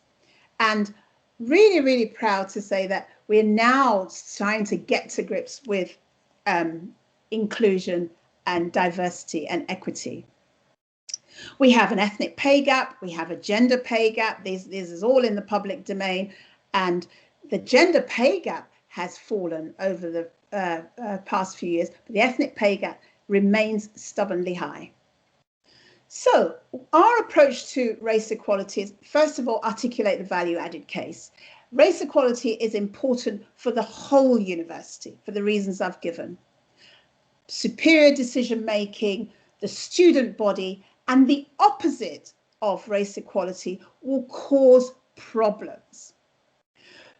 You look at what's happening with coronavirus today. We're all locked in our homes. Whether you're rich, poor, Black or white, you're all locked in your homes. But when you look at coronavirus deaths, there is lots of data showing this happens with poorer communities, happens more in Black communities and Pakistani communities. The inequality that we have in the UK is really brought into sharp focus with this particular disease, but everybody's suffering. So the value added case is that if we have diversity, good equity, everybody will gain. We have a number of activities to promote race equality. We've applied for the Race Equality Charter. We got it in 2015 and 2020. This charter allows you to have the conversation. That's all it does. It says, these are the problems. We have an action plan. It allows someone like me to go around and talk to people and say, here is your data, deans and faculties. What are you going to do to address it? And so we have annual deans and directors pledges, which are publicized. And we go around year on year and see how those pledges have been delivered. In response to the George Floyd protest, the killing of this brutal killing that we saw in the summer, we had a town hall on race, which was attended by over 700 people, online town hall, where we had candid conversations about racism. We challenged our historical links with racism with a UCL eugenics inquiry and renamed our buildings. I'm very proud that we've been able to rename spaces named after people who felt that certain races were inferior. We've been able to remove their names from UCL. We've acknowledged racism. UCL has a statement on race that acknowledges there is white privilege. It's not a myth, it actually exists. We're also aligning ourselves with the Office for Students who want to eliminate the gap. The gap is now owned at departmental level, and reporting towards the gap is going to be made annually. And it's all part of the strategic operating plans of the faculties. And we have a fund where people can apply for money for interventions they want to pilot aimed at getting rid of the gap. So quite a lot of activity. And we also have things like our inclusive advocacy scheme. And Jamila Khartoum has kindly let me share her story. This is to get people promoted. And she worked with Marcia Jacks, who introduced her to a lot of people, gave her a lot of guidance. And within 10 months, she'd gone from grade 7 to 8. She progressed quite quickly, but she found going from grade 7 to 8 particularly sticky. She joined the inclusive advocacy scheme, and now she's been able to really progress. So this inclusive advocacy scheme is targeted at Black, Asian and minority ethnic members of staff at grades 7 and below who we want to get promoted. We recently evaluated the scheme, and a quarter of the participants had been promoted in the first year, compared to the normal average, which is 10 to 12% of people that are promoted. So it's a successful scheme. We have a Centre for the Study for Race and Racism, directed by Professor Paul Gilroy, and a prize-winning scholar of international standing. We had the Eugenics Inquiry, chaired by Professor Iola Shoyenke from the University of Leeds. And this is our statement on race. And what it identifies is that really there is a privilege. There is a privilege when it comes to the white ethnic majority. It's quite important to identify that and move away from a deficit model. And extremely proud, on the 19th of June last year, we announced that we had renamed our buildings. And this was carried in many, many newspapers. And we fought really, really hard. We had the inquiry, we had multiple conversations in order to get this through. And we have the Deans and Professional Services pledges, which anyone can go and look at, read the pledges, and the pledges, then we go around every year to the deans, to the faculties. We present their data, ask them how they're getting on with the pledges. They have a toolkit they can use to promote race equality. And the pledges are getting more and more and more and more ambitious. They started off quite gentle, but now they are much more ambitious. This is what we're seeing. The awarding gap is being reduced in some faculties. 4 faculties have decreased their awarding gap over the last 3 years. And some places don't have any awarding gap, like medicine, brain sciences, history of art, no awarding gap. And what we've seen after 20 years, if you look on the right-hand 2 charts, 20 years of stagnant data, we're starting to see more and more people getting promoted. This is, we're looking at UCL staff, 12,000 members of staff. So the second decimal place is still important. We're seeing more and more people promoted every single year. The proportion of Black, Asian and minority ethnic staff that are in these senior grades, grades 7 to 8 and 9 to 10. So for race equality, we agree that diverse decision making leads to superior outcomes. I think we need a race equality strategy across the whole education sector. I think schools should be rewarded when they eliminate these ethnicity award gaps at GCSE and A level. I think the Office of Students have a target, and they should make sure that access agreements reward universities that meet the target. This race equality data needs to be publicized, and the interventions that people have used to reduce any gaps in promotions, awards, also need to be publicized. We have a lot of work to do, but from an institutional point of view, it can be done. At UCL, the value added is articulated from the top. The provost chaired the first self-assessment team when we put in our race equality charter application.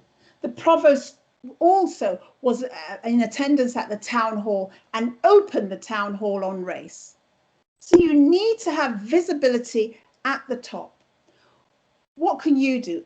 Articulate, from an institutional perspective, articulate a value added vision. Formulate your equality action plans, lead from the top and engage staff and students by not sitting in your office, but by going out to meet the deans, the leaderships of the faculties, the students. We have a lot of interventions, fair recruitment specialists at every interview panel. This happens in some faculties.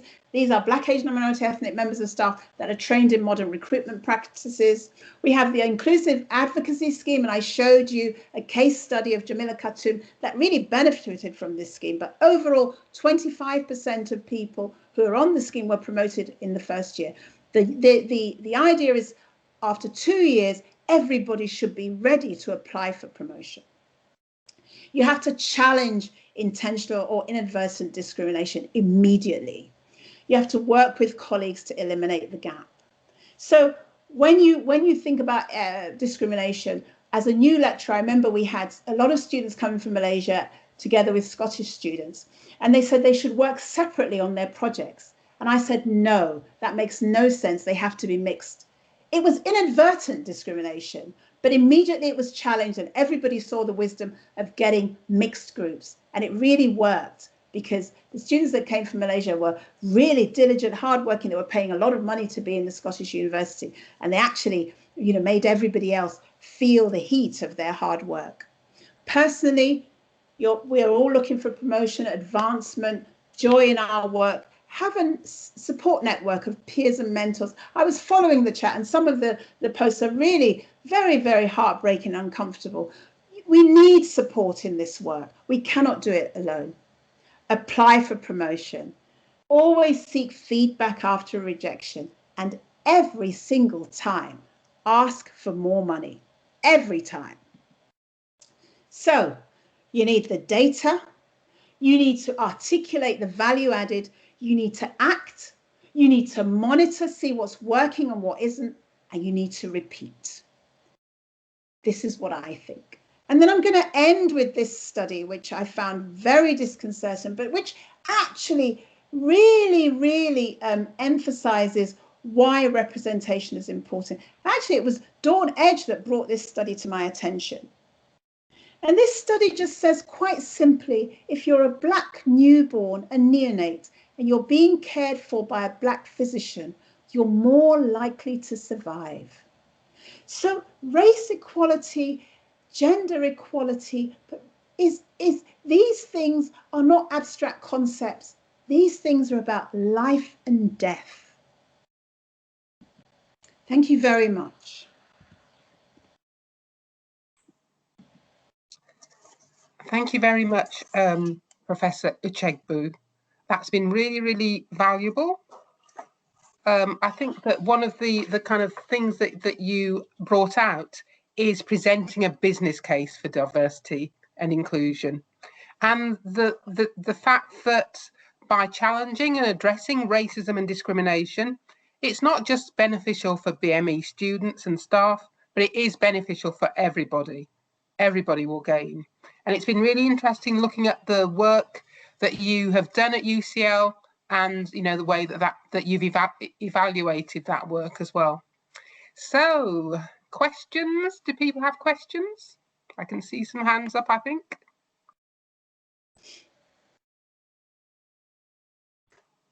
Are these? Oh, Adam, do you have a question? Okay, Rahana, do you have a question? No, my hand wasn't up. Oh, perhaps it was up. I think it was up from before. Okay, sorry. I should take it down. Okay, any questions? Okay, well, I'm going to take Chair's prerogative and ask a question while other people gather their thoughts. You've talked a lot about all the positive things that you've done at UCL.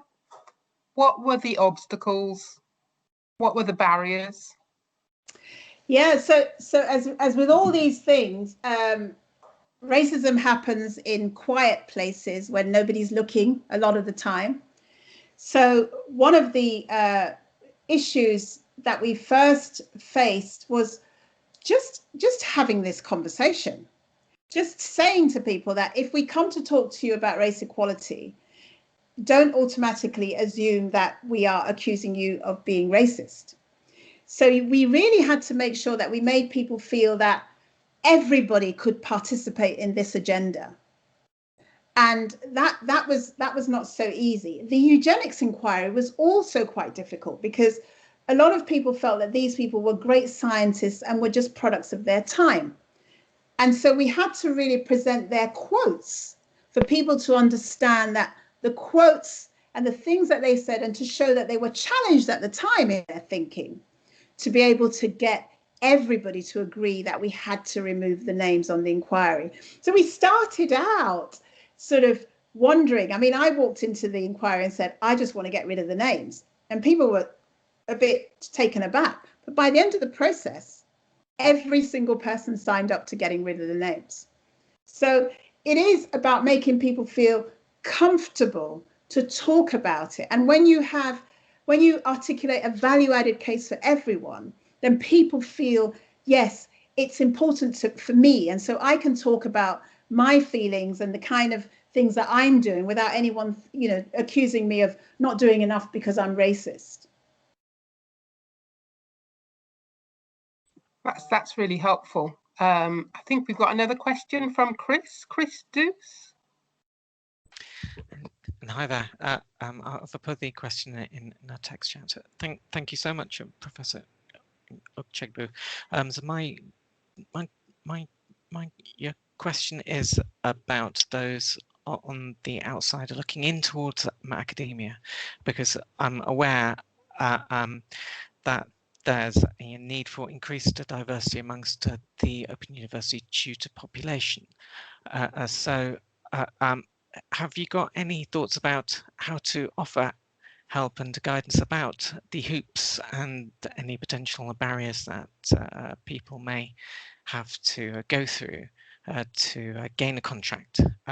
Is it about help and the guidance, or is it about challenging or maybe changing the character of the hoops that people have got to go through?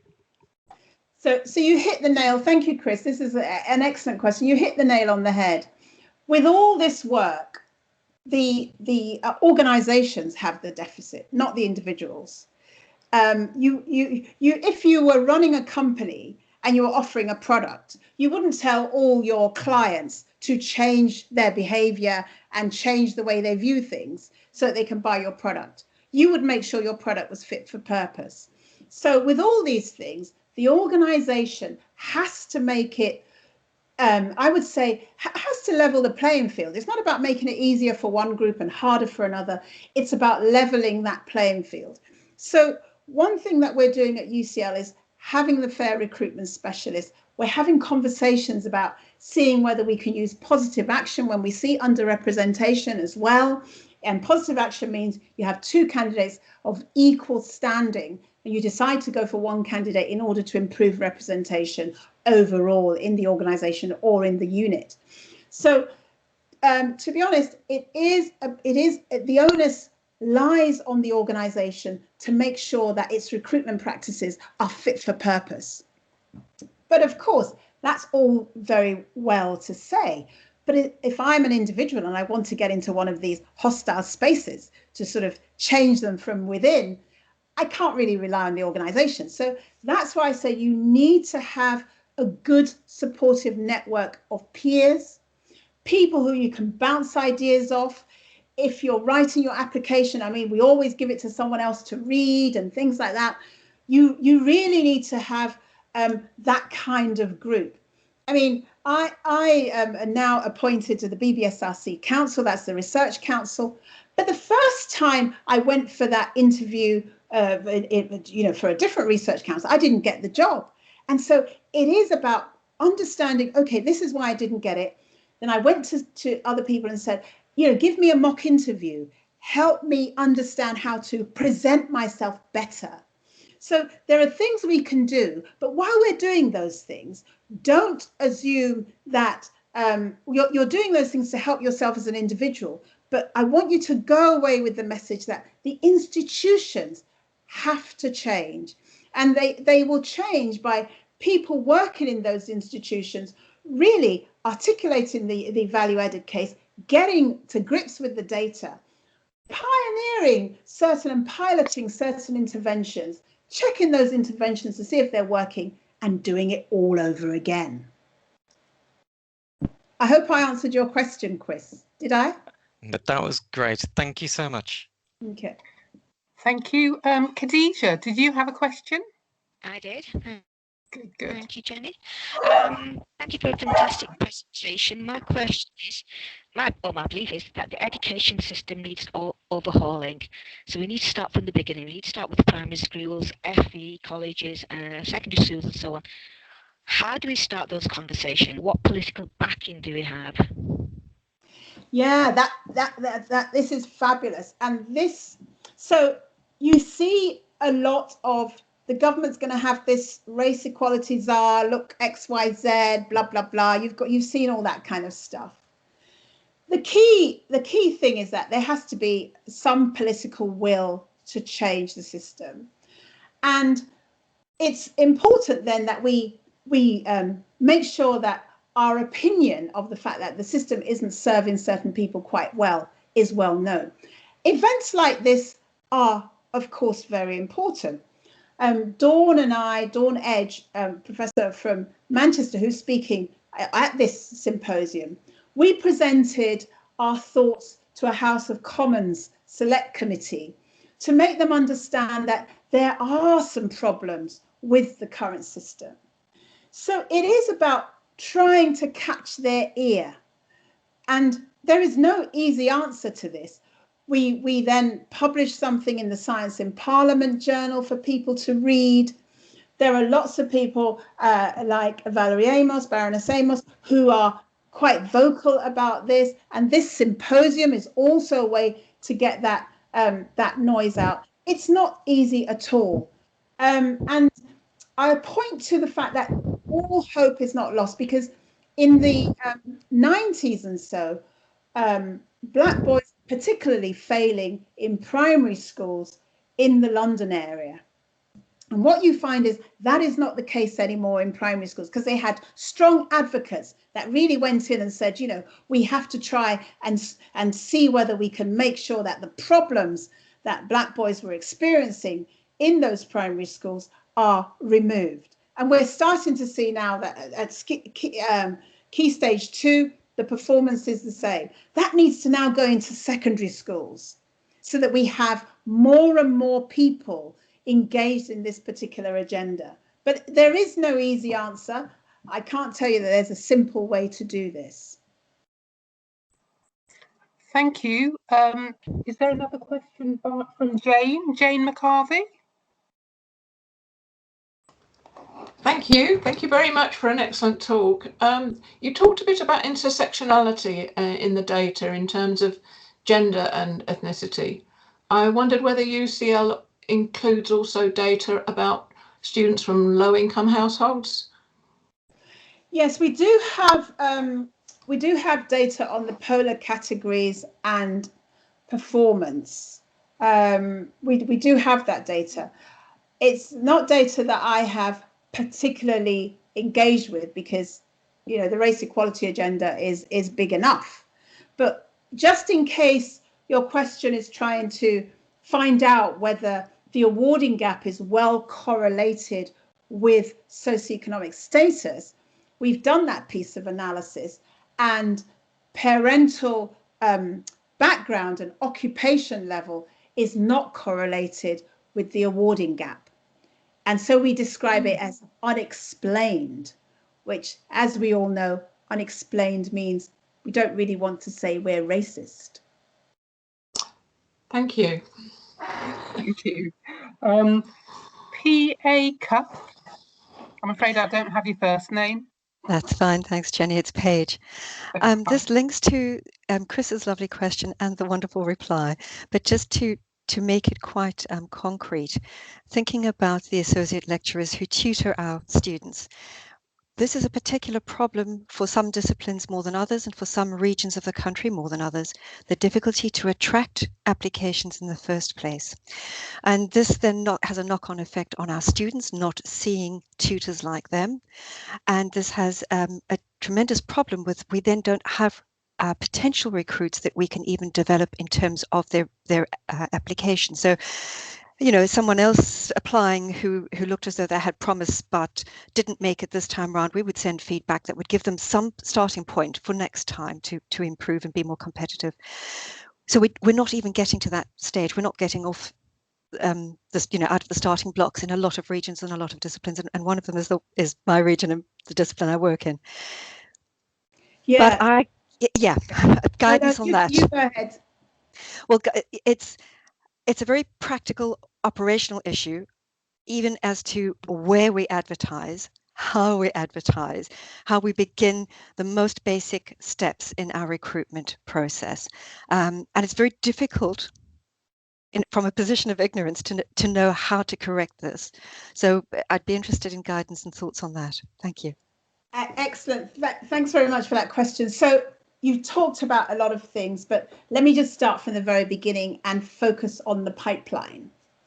So we have recognized that we don't have enough applicants coming from Black, Asian and minority ethnic backgrounds. So we actually have a studentship for PhD students who will join as PhD students who are from Black, Asian and minority ethnic backgrounds.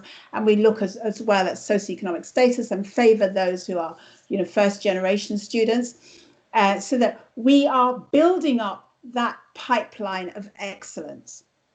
And that's one thing. So that's a long-term project, as you can imagine.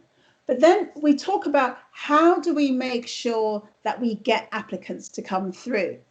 Now, we all know that when jobs are advertised, some people will go to their pals or people they think they're protégés and say, you really need to apply for this. This job has your skills written all over it. What I think we should do in the case that you've just described is to actually say, we are recruiting for this position, but we want you, members of staff, to use your informal networks to ask really excellent people to apply, so that we have these excellent people to choose from who are from this underrepresented group. Insert any underrepresented group you want. People who have disabilities, people who are mostly women, where women are underrepresented, or people from Black, Asian and minority ethnic backgrounds. What we're doing at UCL, for example, is that for all our executive leadership posts, our headhunters have to provide a diverse shortlist. They cannot provide an all-male list or an all-white list. This is in their contract. It has to be diverse. So mandating that you want to have a diverse list of applicants and create a diverse shortlist, it's more work. Of course it's more work, but it's worth it. Because as I said, diversity in decision making produces better decisions. I don't know if I answered your question, Paige. I think that does partially go to it, and it gives us some thoughts on how to take this back into the system and address the system. Thank you. Thank you. And we have another question from Rahana. Hello, sorry. So just thinking a little bit about what you were saying with the example that you gave of the person that moved from the 7 to the 8, and that's one of the challenges that I had within the university here. And I wondered about what sort of advice would you give to the OU in terms of what we can do to support staff internally to seek promotion, and we haven't got a particular scheme running at the moment, so there is obviously that, but what else can we do to encourage staff to seek promotion and to enable them to be successful when they do? Yeah, so enable to be successful when they do, Rahana, of course, nothing is assured. One thing with our inclusive advocacy scheme, we have said to them that as advocates, and they're almost sponsors, they're not mentors, they're sponsors. So as you saw from that example, Marcia introduced Jamila to senior people who she would not have otherwise met. So people got to know her and she learned from them. Took her to meetings so she can shadow committees and see how decisions are made at institutional level. So opened up those spaces for her protege, so the protege could gain some knowledge of those spaces and feel more confident about applying. And it worked brilliantly, and it works really well. So what I would say is that for the OU, having an inclusive advocacy scheme is really a good way to go. And if you want, Rihanna, I can introduce you to the people that started the scheme at UCL, and you can talk to them about the scheme. And, you know, there is a bit of work. You have to match the proteges and the advocates quite nicely. You know, they have to like each other.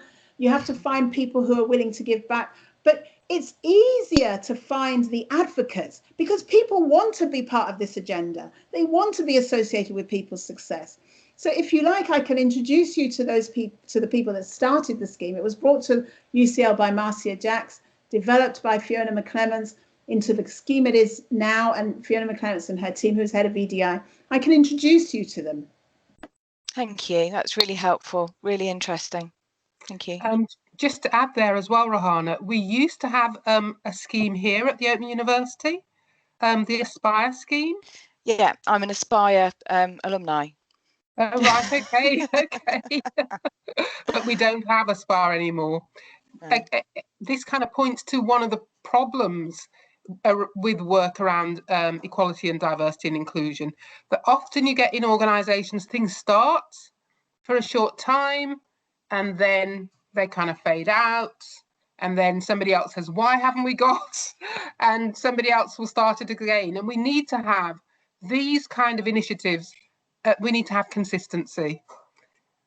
So and commitment, Jenny. I think that's the other thing, is we need commitment, don't we, from VCE and from senior managers to actually implement and carry on these schemes. Yeah, definitely. Thank you.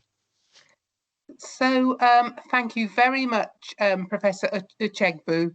That has been really, really kind of enlightening, and I think everybody's found it really valuable. And now we're going to move on to our last speaker of the day, but but also an important speaker, Professor Dawn Edge. She's Professor of Mental Health and Inclusion at the University of Manchester. And Dawn has done groundbreaking work on African and Caribbean people and mental health. So welcome, Dawn. Welcome, Professor Edge. Thank you, Jenny, and yeah, thank you so much for the invitation to be here, and to the inspirational speakers who've gone before. It's just been wonderful. It's a wonderful afternoon, and I hope everybody is as thrilled and inspired to be here as I am. And thank you for those who've stuck around. It's a long afternoon, so I'm very grateful that you remain here. Unfortunately, when we tried earlier, my slides didn't appear to work. So we're not going to try that. So we're just going to ask Heidi if you would put the slides up for me, please, and hopefully we can make this work as a bit of a double act. Okay. So as Jenny said, I'm a professor of mental health and inclusivity, not inclusion, at the university, but I'm also one of 3 academic leads for equality, diversity and inclusion at the university level. There's a whole story to tell you about that, and we probably don't have time. G? Oh, okay, okay, somebody's got their microphone on, so maybe you could just switch that off. That'd be really helpful. Yeah, so maybe in our conversation I can tell you a little bit about that, but I'm just going to do what Jenny's asked me to do, which is to share something about the lessons from my journey to becoming a Black woman professor. Thanks, Heidi. Just press on. Next one. Next. So yeah, so my journey begins here. So just one more, press on, please. In this little place called Jamaica, right out there in the Caribbean Sea, with the state to the top, above Bahamas, and you can see South America below. And so next one, please, Heidi. And this is me. So this is me, aged 11, leaving Jamaica to come to the UK to join my parents. And yeah, I came as an unaccompanied minor, so I was put on a plane from Jamaica to make the journey across on my own. And I'm going to maybe pick that up again later, because I do think, you know, some of these foundational things, maybe we missed them when you know, earlier on, but they become really significant on reflection. Next, please.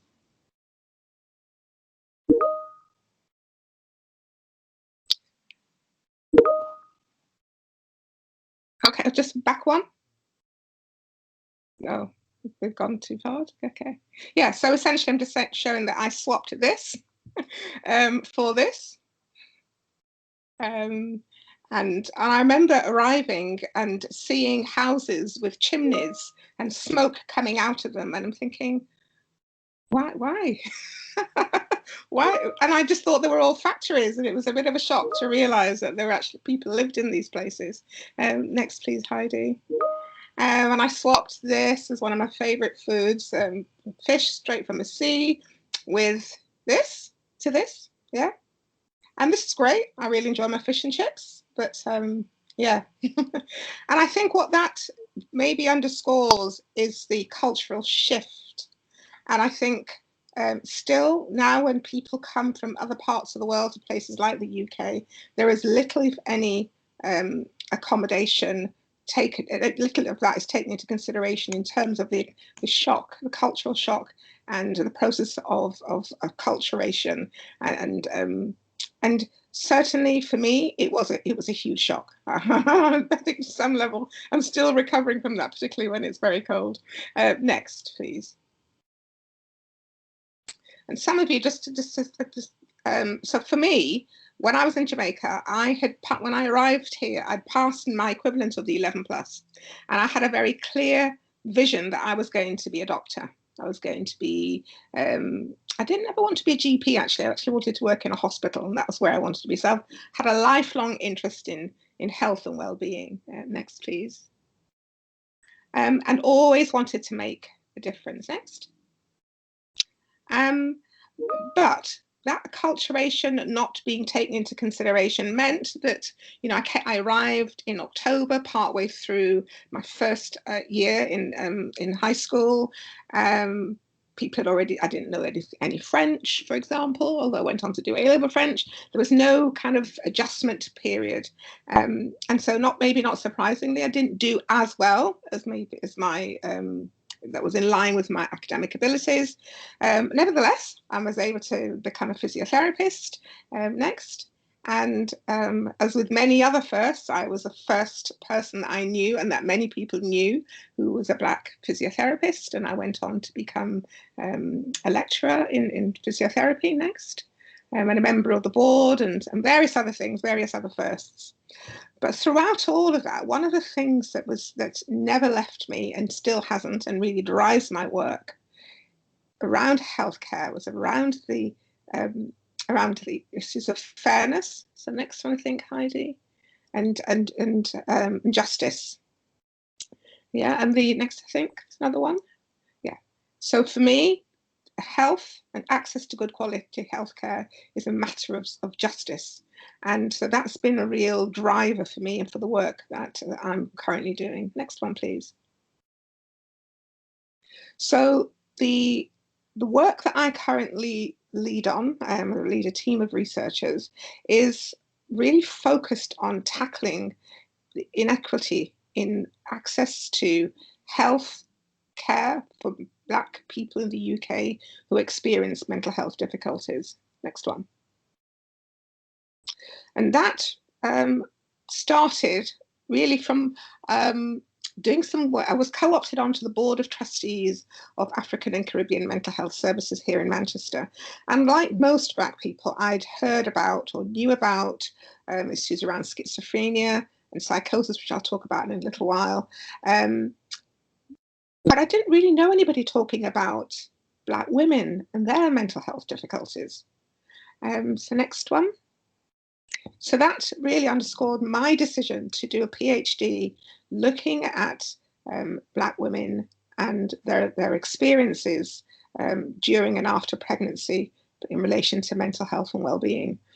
And, you know, I ended up having to do a piece of work. So I really wanted to focus, that was my primary focus, but I ended up having to kind of do a step back and do some quantitative work, which compared the levels of depressive symptoms between Black and white women living in similar circumstances, because we didn't have that information. Because Black women's voices were not heard. So a lot of the research around Black mental health was focused on psychosis and schizophrenia and Black men, very little about Black women. Next step. But next, from that, I've been on this journey back to talking about schizophrenia and psychosis. And so if you don't know this book, I would recommend it. I've recommended it so many times, you'd think I was getting royalties, but I don't, honestly. And this is a book called The Protest Psychosis, How Schizophrenia Became a Black Disease. And it's a fascinating read that talks about how a condition, and you know, there's a whole conversation to be had about whether the extent to which schizophrenia and similar conditions are real illnesses and the extent to which they are manufactured, but that's for another time. But nevertheless, kind of underscoring some of that conversation, really, there was a time in the up to the 1950s, early 60s, when schizophrenia was a diagnosis predominantly given to white, middle-class women, who would then probably actually have been seen to be in their middle age, in their 40s, and was treated quite benignly and quite, you know, carefully. People were taken to, you know, kind of stately, what would look like in the UK, like stately homes, lots of fresh air, emphasis on good food and lots of rest. And coincidentally, with the 1960s and the rise of the civil rights movement and protests in the United States, and elsewhere, but predominantly in the United States. And that's important because that's where the Manual of Diagnostics and used to actually diagnose all mental health conditions, so the DSM, so the Diagnosis and Statistical Manual, that's where that is. A committee of predominantly white men who decide what is and what isn't a mental illness. That's where those decisions are made. So, you know, the politics happening at the same time as the redrafting of the DSM came to inform these new categories. And all of a sudden, there was a shift in emphasis of schizophrenia being this kind of condition for white middle-aged, middle-class women, to being something, a label that was now being applied to Black men. And the remedy was no longer being in open countryside with great food, but it was imprisonment and being held in secure psychiatric units. So next bit. And so we haven't got a huge amount of time, and I'm more than happy to connect with people outside to tell you about some of the work that I've mentioned that I'm leading on, which is in response to the overrepresentation, which we'll see in the next slide in a moment, of Black people being diagnosed with schizophrenia and related psychosis in the UK. We decided that it was really important to go to people in the communities that were most affected and co-partner with them to produce research that were going to address the issues from our own perspectives. And it's really, I feel it's really important that I'm able to say our own perspective. Next slide, please. Yeah, next. In fact, we can put all of these up, please. So just to show that here we are. This is not new.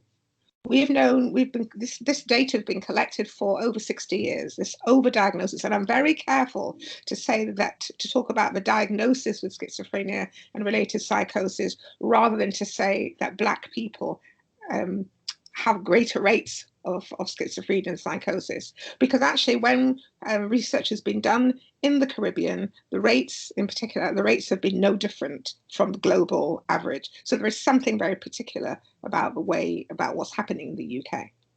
Okay, so just to show this, and there have been, depending on which diagnostic tools that they use and how the information is collected, the numbers vary. But what you can see in this particular study is that the relative risk of being diagnosed with schizophrenia, if you're of Caribbean origin, and that includes people who have mixed or multiple heritage but with an African ancestry, is almost 7 times greater if you're Caribbean, and about 4 times if you are Black African compared to white British people. The next ones, please. And alongside that kind of overrepresentation in services, what we also have is very negative pathways into care, so very often involving the police and compulsory admission under the Mental Health Act. We know that people are more likely to die in psychiatric care if they're black men in particular, through coercive care, so being held down, being forcibly injected. That coercive care also extends into being held in isolation. And this lack of access to psychological therapies it's been so profound and has gone on for so long that NICE actually highlighted this and talked about the necessity for changing, for making sure that people from Black and other UK minority communities were able to access psychological therapies, because that is partly linked to people having worse outcomes. Next. And importantly, going back to the previous slides where I was talking about Black women and their voices not really being heard, when people are not seem to be engaging in mental health services, instead of seeing that as being a reflection of the poor quality care, sometimes resulting in people's death, definitely resulting in worse outcomes, instead of seeing that as being a reasonable response, people are labelled as hard to reach. Next slide, please. Just before we move on to that photograph, just go back a couple. Yeah. And that's really important. So Professor Uchegbu has already talked about the journey in the academic journey, and somebody else has highlighted, the challenge of breaking into academia and then moving along that pipeline. And thinking about that research, you've seen those data. I've said that they've been like that for 60 and more years.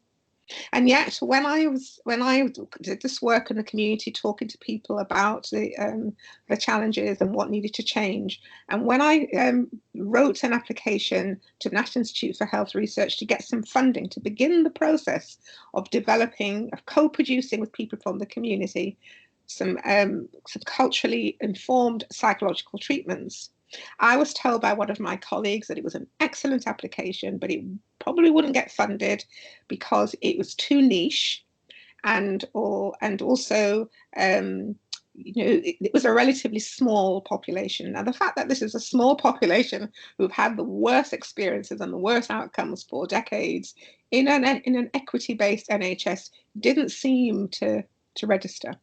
Thankfully, I wasn't dissuaded, went on to apply for the grant, was successful. We were able to deliver the feasibility trial, and we're now, well, subject to COVID and easing of restrictions, at the point at which we are about to launch a national randomised controlled trial in the North and Midlands, in London and the south of the country, to try out this form of therapy and compare its clinical and cost effectiveness with usual care.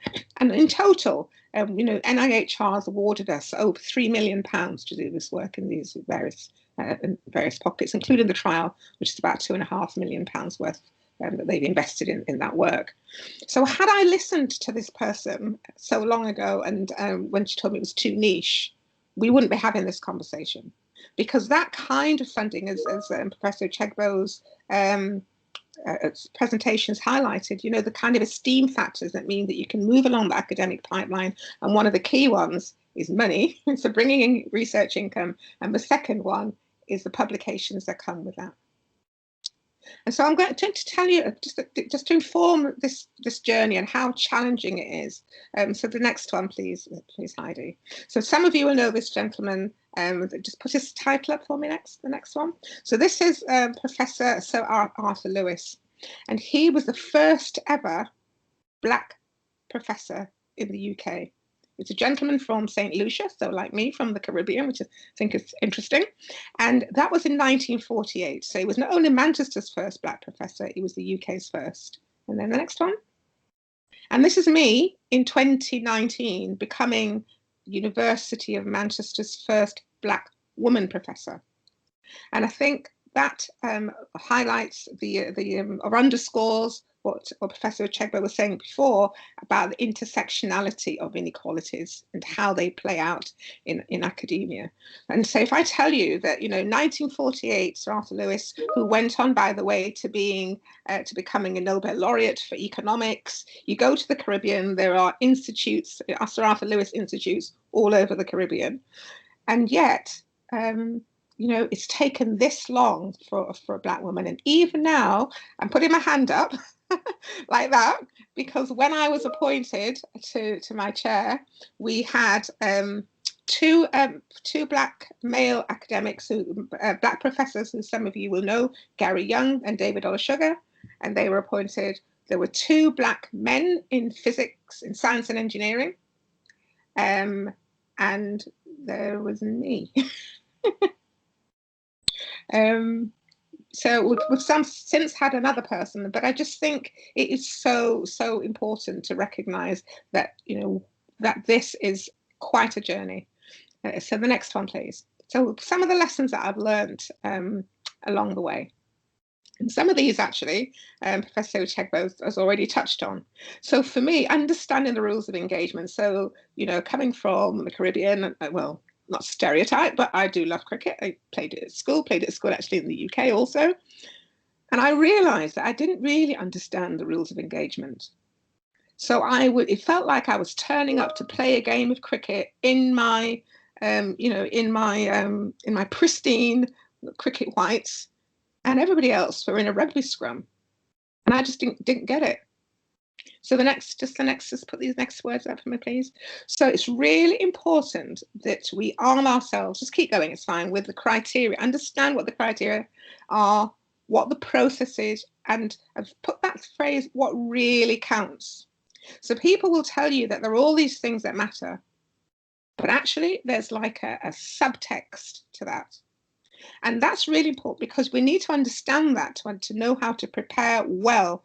So Professor Uchegbu has already talked about, writing, knowing how to write your application, getting other people to have a look at it, make sure that you know what should go into your CV, what the correct format is. There is a correct format for each institution. Certainly at Manchester, and I'm sure it's similar elsewhere, you have to have supporting statements. You have to have a senior colleague supporting statement. Certainly, depending on what level you're applying for your promotion, you have to have external referees. And all of that is important in terms of how you package the evidence. And so I had this experience when I changed departments at the university. And one of the first things that my then line manager said to me is, why are you not applying for promotion? Now, the interesting thing was, in the previous place, I was in danger of being made redundant. I was told I'd had this prestigious faculty fellowship for rising stars, and I was coming to the end of that postdoc fellowship, and I don't know what made me ask my then line manager. I just said to her, what happens if I don't get any of these other grants and fellowships I'm applying for? And she said, well, there's no money to keep you on.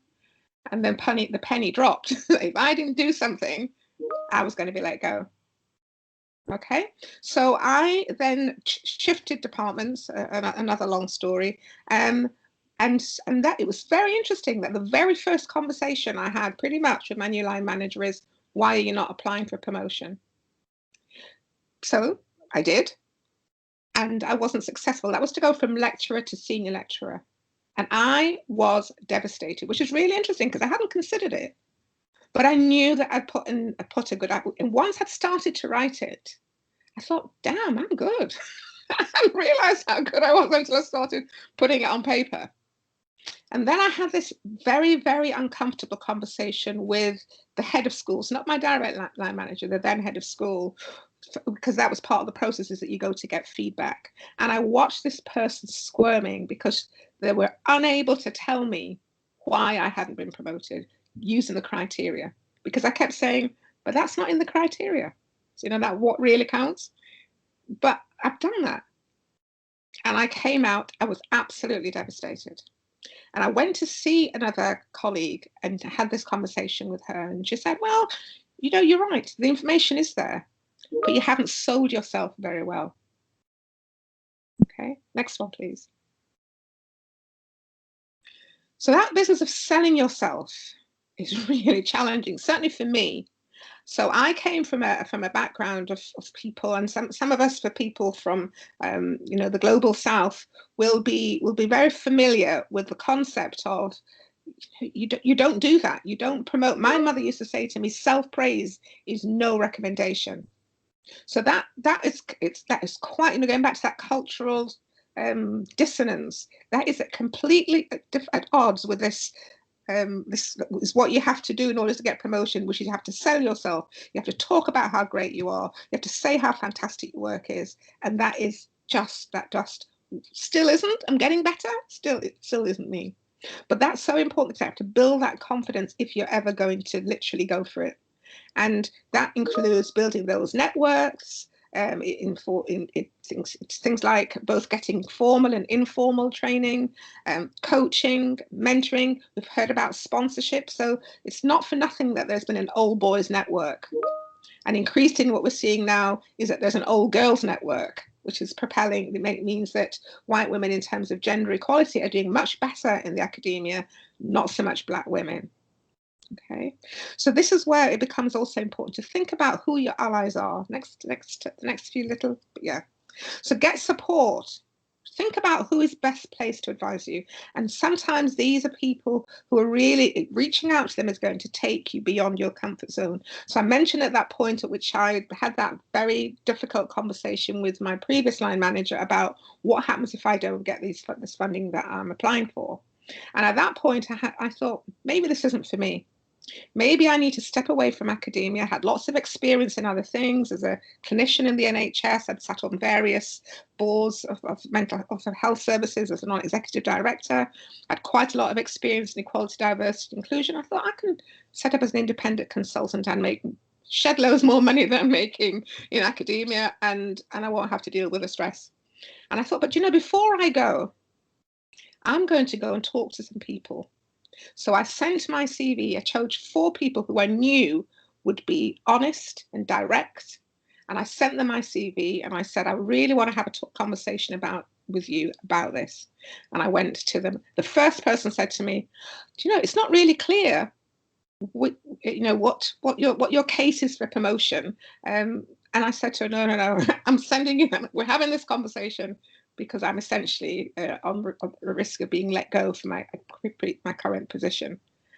But those conversations were really, really important for me. And people were very clear, were very honest, and they told me about, where the areas of strengths were in my CV and where there are things that I needed to enhance.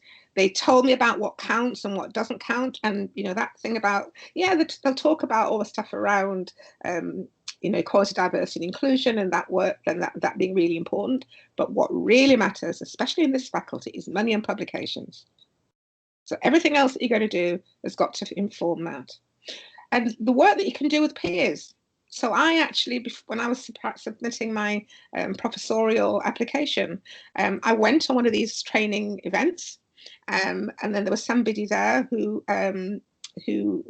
I really liked and trusted, and I liked her values.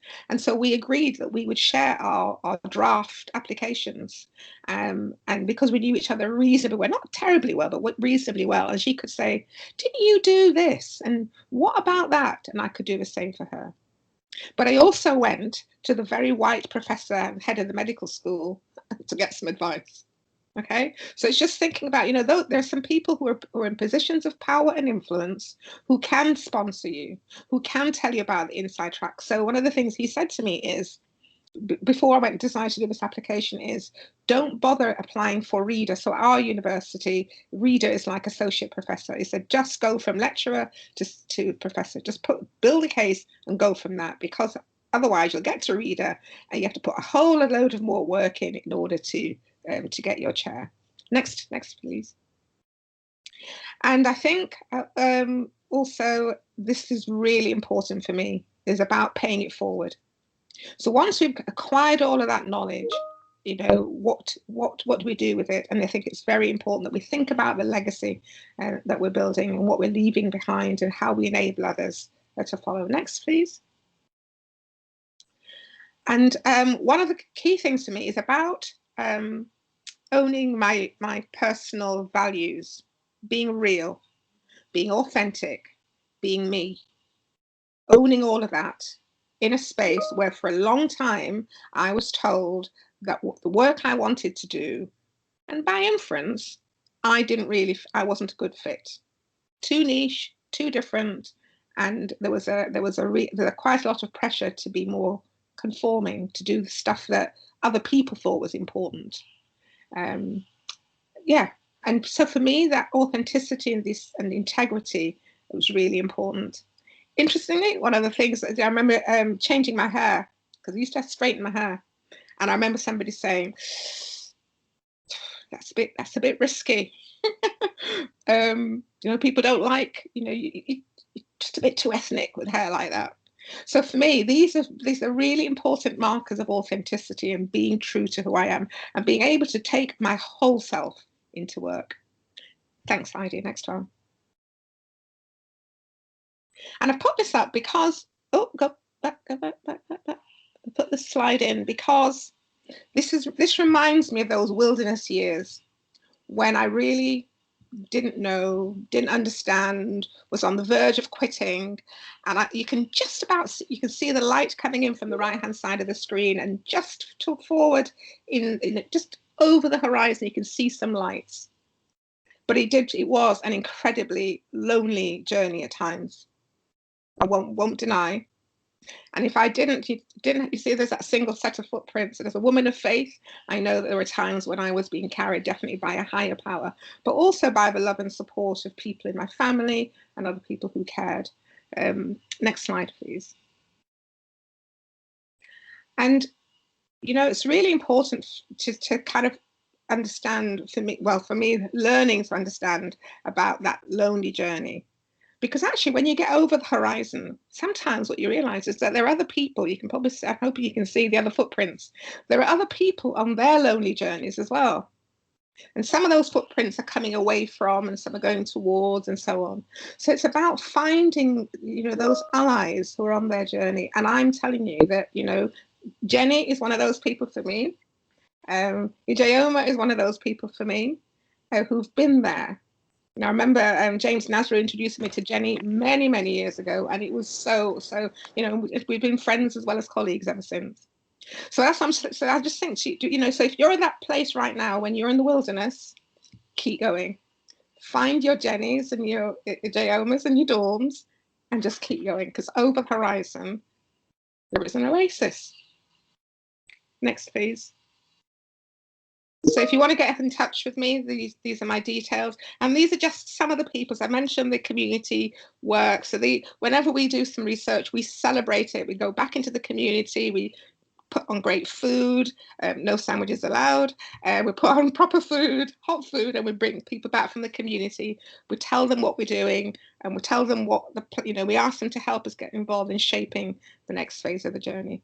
Thank you so much. It's been a pleasure speaking with you. Thank you.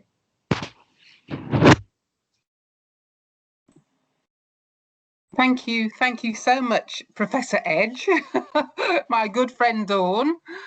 It's really been inspiring to hear about your journey and about your research.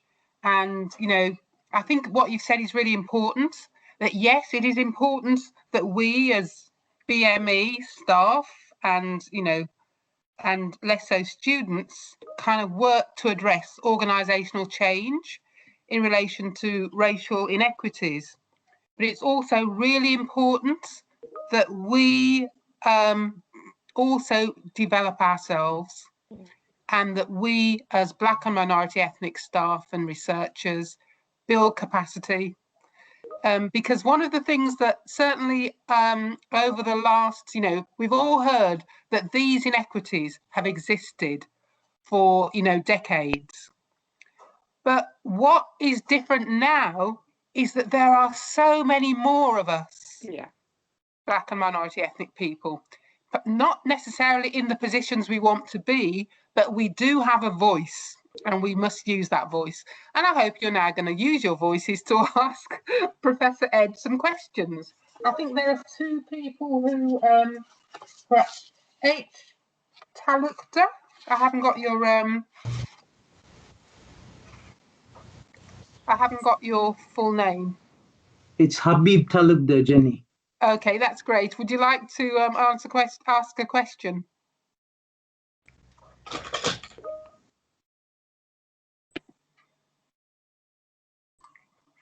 I don't know why. Sorry? We can hear you, Habib.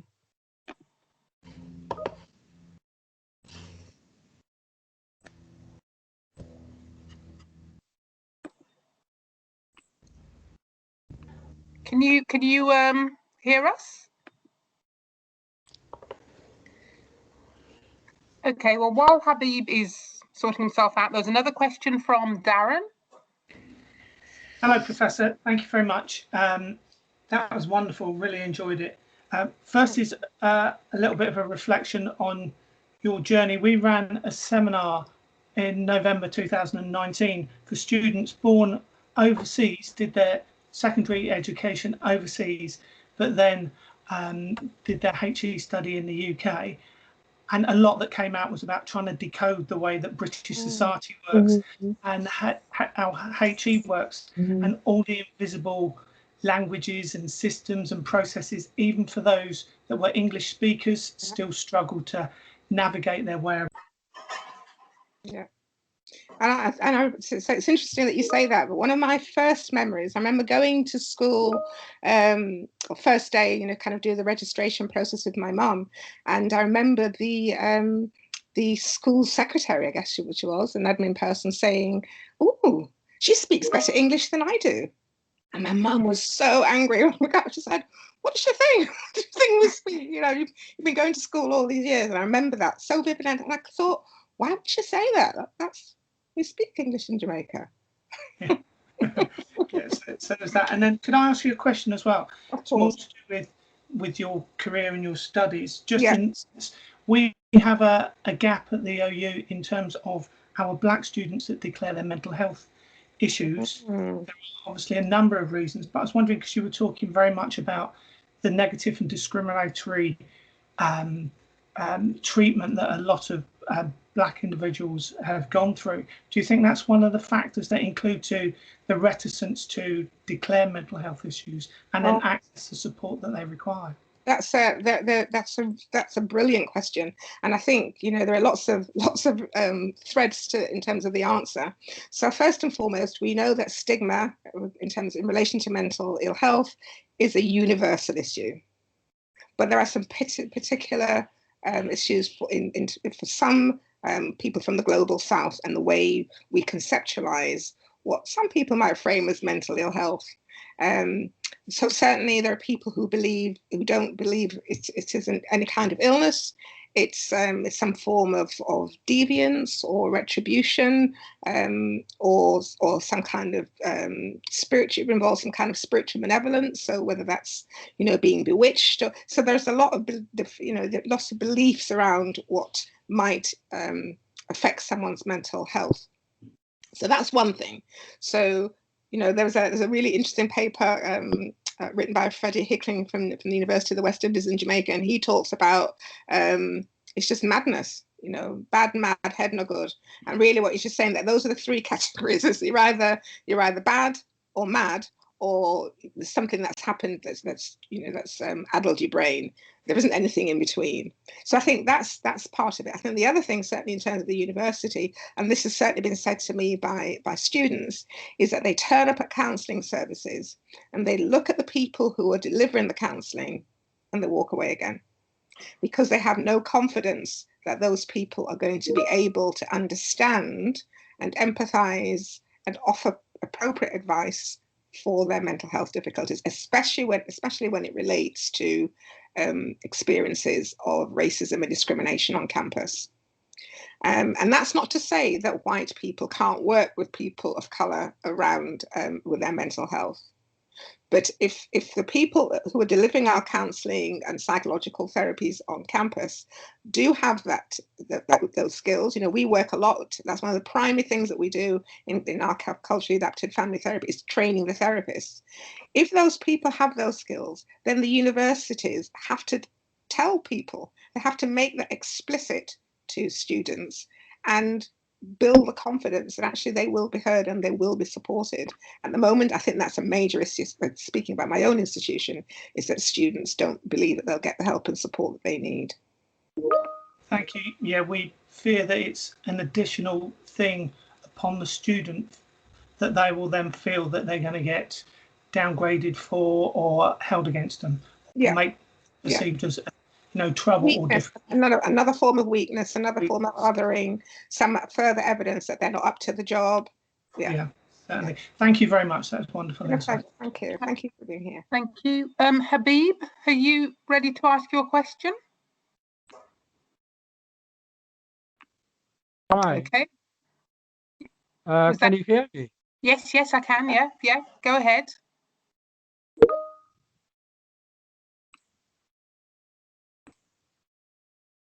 We can't hear you now.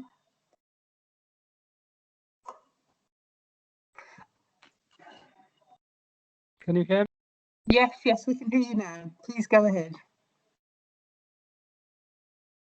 It seems to be coming and going, isn't it? Yeah. Can you hear me now? Yes, we can. Yeah. Oh, well, I was going to ask. We have very few academics in the OU. What would you advise so that these OU lecturers can be promoted to the higher positions? There are none actually in very high positions. What would be your advice so that they can be representative of our Black, Asians, and minority? So I don't know whether Ijeoma, you want to come in here, and you, Marcia. I mean, obviously, one of the things you've done is to appoint Marcia into the senior position. I think that's a great start. Professor Uchegbu has talked about the Race Equality Charter. I have to say that I think at UCL they've been much better at strategically using their race charter than we have at Manchester, but we're looking to address that.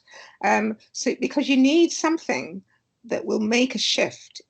People are not going to give up what works for them. And to be fair, the system as it stands works for the UK majority. It just doesn't work for all of us. And so people are not going to give that up. And the people will tell you that there is not a problem. There isn't a problem. And if there is a problem, it's with us as individuals or groups. So in order for that to happen, then we have to make the case. And, as Professor Uchegbu has shown earlier on, it's talking to people about in terms that they understand what are the KPIs, how can having a more diverse and more equitable, whatever language you want to use, more inclusive, all of that language, how is that actually going to benefit them? How is that going to help them to achieve the things that they want to achieve? How is it going to help them with their TEF, their REF, and all the other things that they're going to have to do? How is it going to help them in terms of recruiting students, both in the UK and internationally? So once they can see the business case, even if they don't feel it, believe it, they can understand that. And I think sometimes you have to start with the language that people understand and start with the things that matter to them in order to move the agenda forward. I don't know, Uchegbu, if you have anything to add to that. I don't think Uchegbu is still here. Okay. She had to go to another meeting. Okay. Okay, but thank you for that response. Costas, is there a Costas who has a question? Yeah, thank you very much. Most illuminating, and I really appreciate all this honesty and experience that you've shared with us. I just want to ask you, from what I understand, you had to deal with rejection and you had to deal with failed applications. Now, obviously, you asked for feedback. Now, I've done that. As a principal, I always ask for feedback. But what I found, especially in the OU, but in other jobs outside the OU, when they give feedback back, either they refuse to address the criteria they advertised for the positions, or they add a new criterion that is not in the advertised criteria, or they give you a general feedback overview of what they remembered, and sometimes they get the details wrong, but they refuse to address criteria in a proper fashion. And I've been to the union about this, and one of the union people said to me, look, you can't really do anything about it. Now, what is your advice, and what did you found that works or worked for you in situations such as this? Because I know for sure that many other people like me had to go through all this, and I want your advice. Thank you very much. That's okay. So I've gone through it, as I've said, and I think this is where finding people who are allies, and finding people who are prepared to invest the time with you. I've had that overview and giving you the feedback that doesn't really address the key issues. And I think I shared in the presentation about sitting with my then head of school with that very uncomfortable conversation and watching her squirm, trying to explain the unexplainable. And at that point, I could have just been really fed up. I could have left. I could have done lots and lots of other things. But I made the decision that I was going to find someone who I thought would be honest enough to literally go through my CV with me line by, or my application with me line by line. And that's what we did. And she was really straightforward, and she was just saying, look, and this is where I'm going back to one of the slides that talks about the process, understanding what the process is. And she said, each of the people said, do you know who's on the panel? And I said, no. She said, well, why don't you know? Find out who these people are, talk to them, so that when your name comes up, they know who you are, because that matters. But also, she said, when you're looking at the criteria, use the language that's in the criteria to reflect what you're saying in your CV. And they may be quite small things.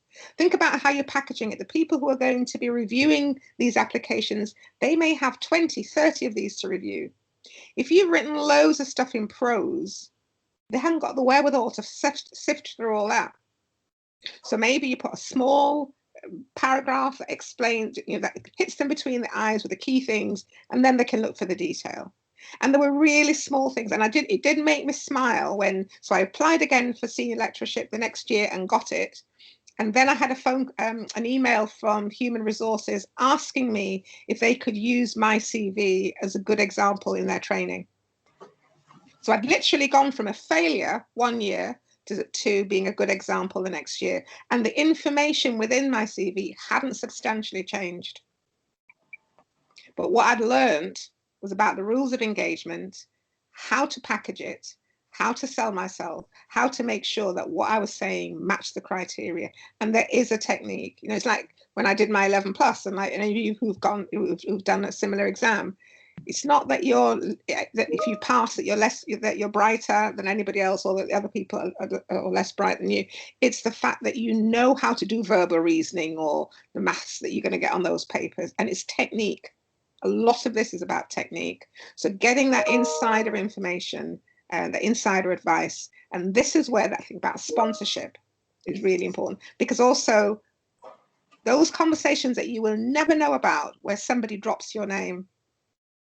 I was on a Zoom conference recently, and I know somebody and I know who her mentor is. And it was really interesting that I noticed that in the chat, her mentor mentioned her work. She didn't talk about it, but a mentor, who was a very senior person, mentioned this other woman's work. Thank you. Thank you very much, Dawn. I think a couple of people also want to ask questions, but we've got 2 minutes now to wind up. I'll be very quick. I'll be very quick. Okay. Oh, I think it was Adam. Was it Adam who wanted to ask a question? Oh, okay then. As they're not there, I will. But thank you. Hi, sorry. Can you hear me? Yeah, I can. Yes. Hi, I'm so sorry, Jenny and Dawn. Dawn, that was an amazing insight. Thank you so much for sharing. I did have one question for you, and I'm intrigued to hear what you're going to say. So I work in law. It's my full-time job, but part-time I'm doing psychotherapy, and one of the things that struck me during my master's in psychotherapy is the prevalence of white females and very few Asian males and black women in that sector. And I'm just wondering, why is there such a low uptake of people of color, do you reckon, from a teaching perspective in psychotherapy? Because I'm a firm believer that cultural nuances are often understood by people of that same culture. And I'm just wondering what your thoughts are around that. Thank you again. No problem. I think, you know, I started by saying that my journey started in Jamaica, and I really think that that's been both very protective of my own mental health and my resilience, but also, you know, that sense that for me that there are no places that I can't go. You know, I grew up until the age of 11 in a place where the doctors were black, and the person who flew the plane that brought me to the UK was black, and you know, there were all these people around me who looked like me. So, but I do think in the UK, as somebody from the global south, you know, your ancestors from the global south, there is a lot of times when the messages that we get are that we don't belong. This is not the kind of job for you. And I remember being told that before I became a physio. There's so many more things. Before I became a physio, I went on a work placement, and I remember the head of the physiotherapy department calling me to her office and saying, you maybe need to rethink your profession, because this is not the profession for someone like you. And it did make me smile years later when I was on the national board and revalidating other people's programs and teaching physiotherapy. And again, had I listened to her, well, we wouldn't be here now, would we? So I do think there is something about knowing who you are, surrounding yourself with people who believe in you. And yeah, psychology, psychotherapy, some of these professions at the moment are still very, very white, but more and more we're seeing black and Asian and people from other parts of the global south going, why not me? Why not me? And they need people like us there to be there to support them when they do come up against the inevitable challenges that they will face. But thanks for that, Adam. Thank you so much, Dawn. And if I can just close very quickly, because we've just gone past 4 o'clock. I'd really like to thank all the speakers, my heartfelt thanks, because I think it's been a wonderful afternoon.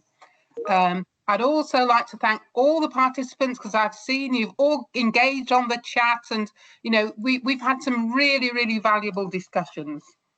I just want to do a few quick thanks.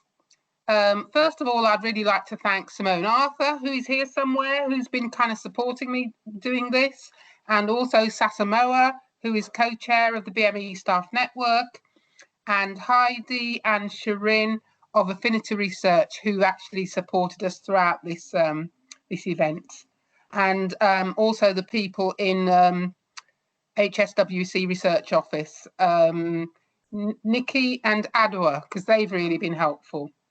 It's been a really good afternoon, and it doesn't stop here, because we have 2 more events coming up.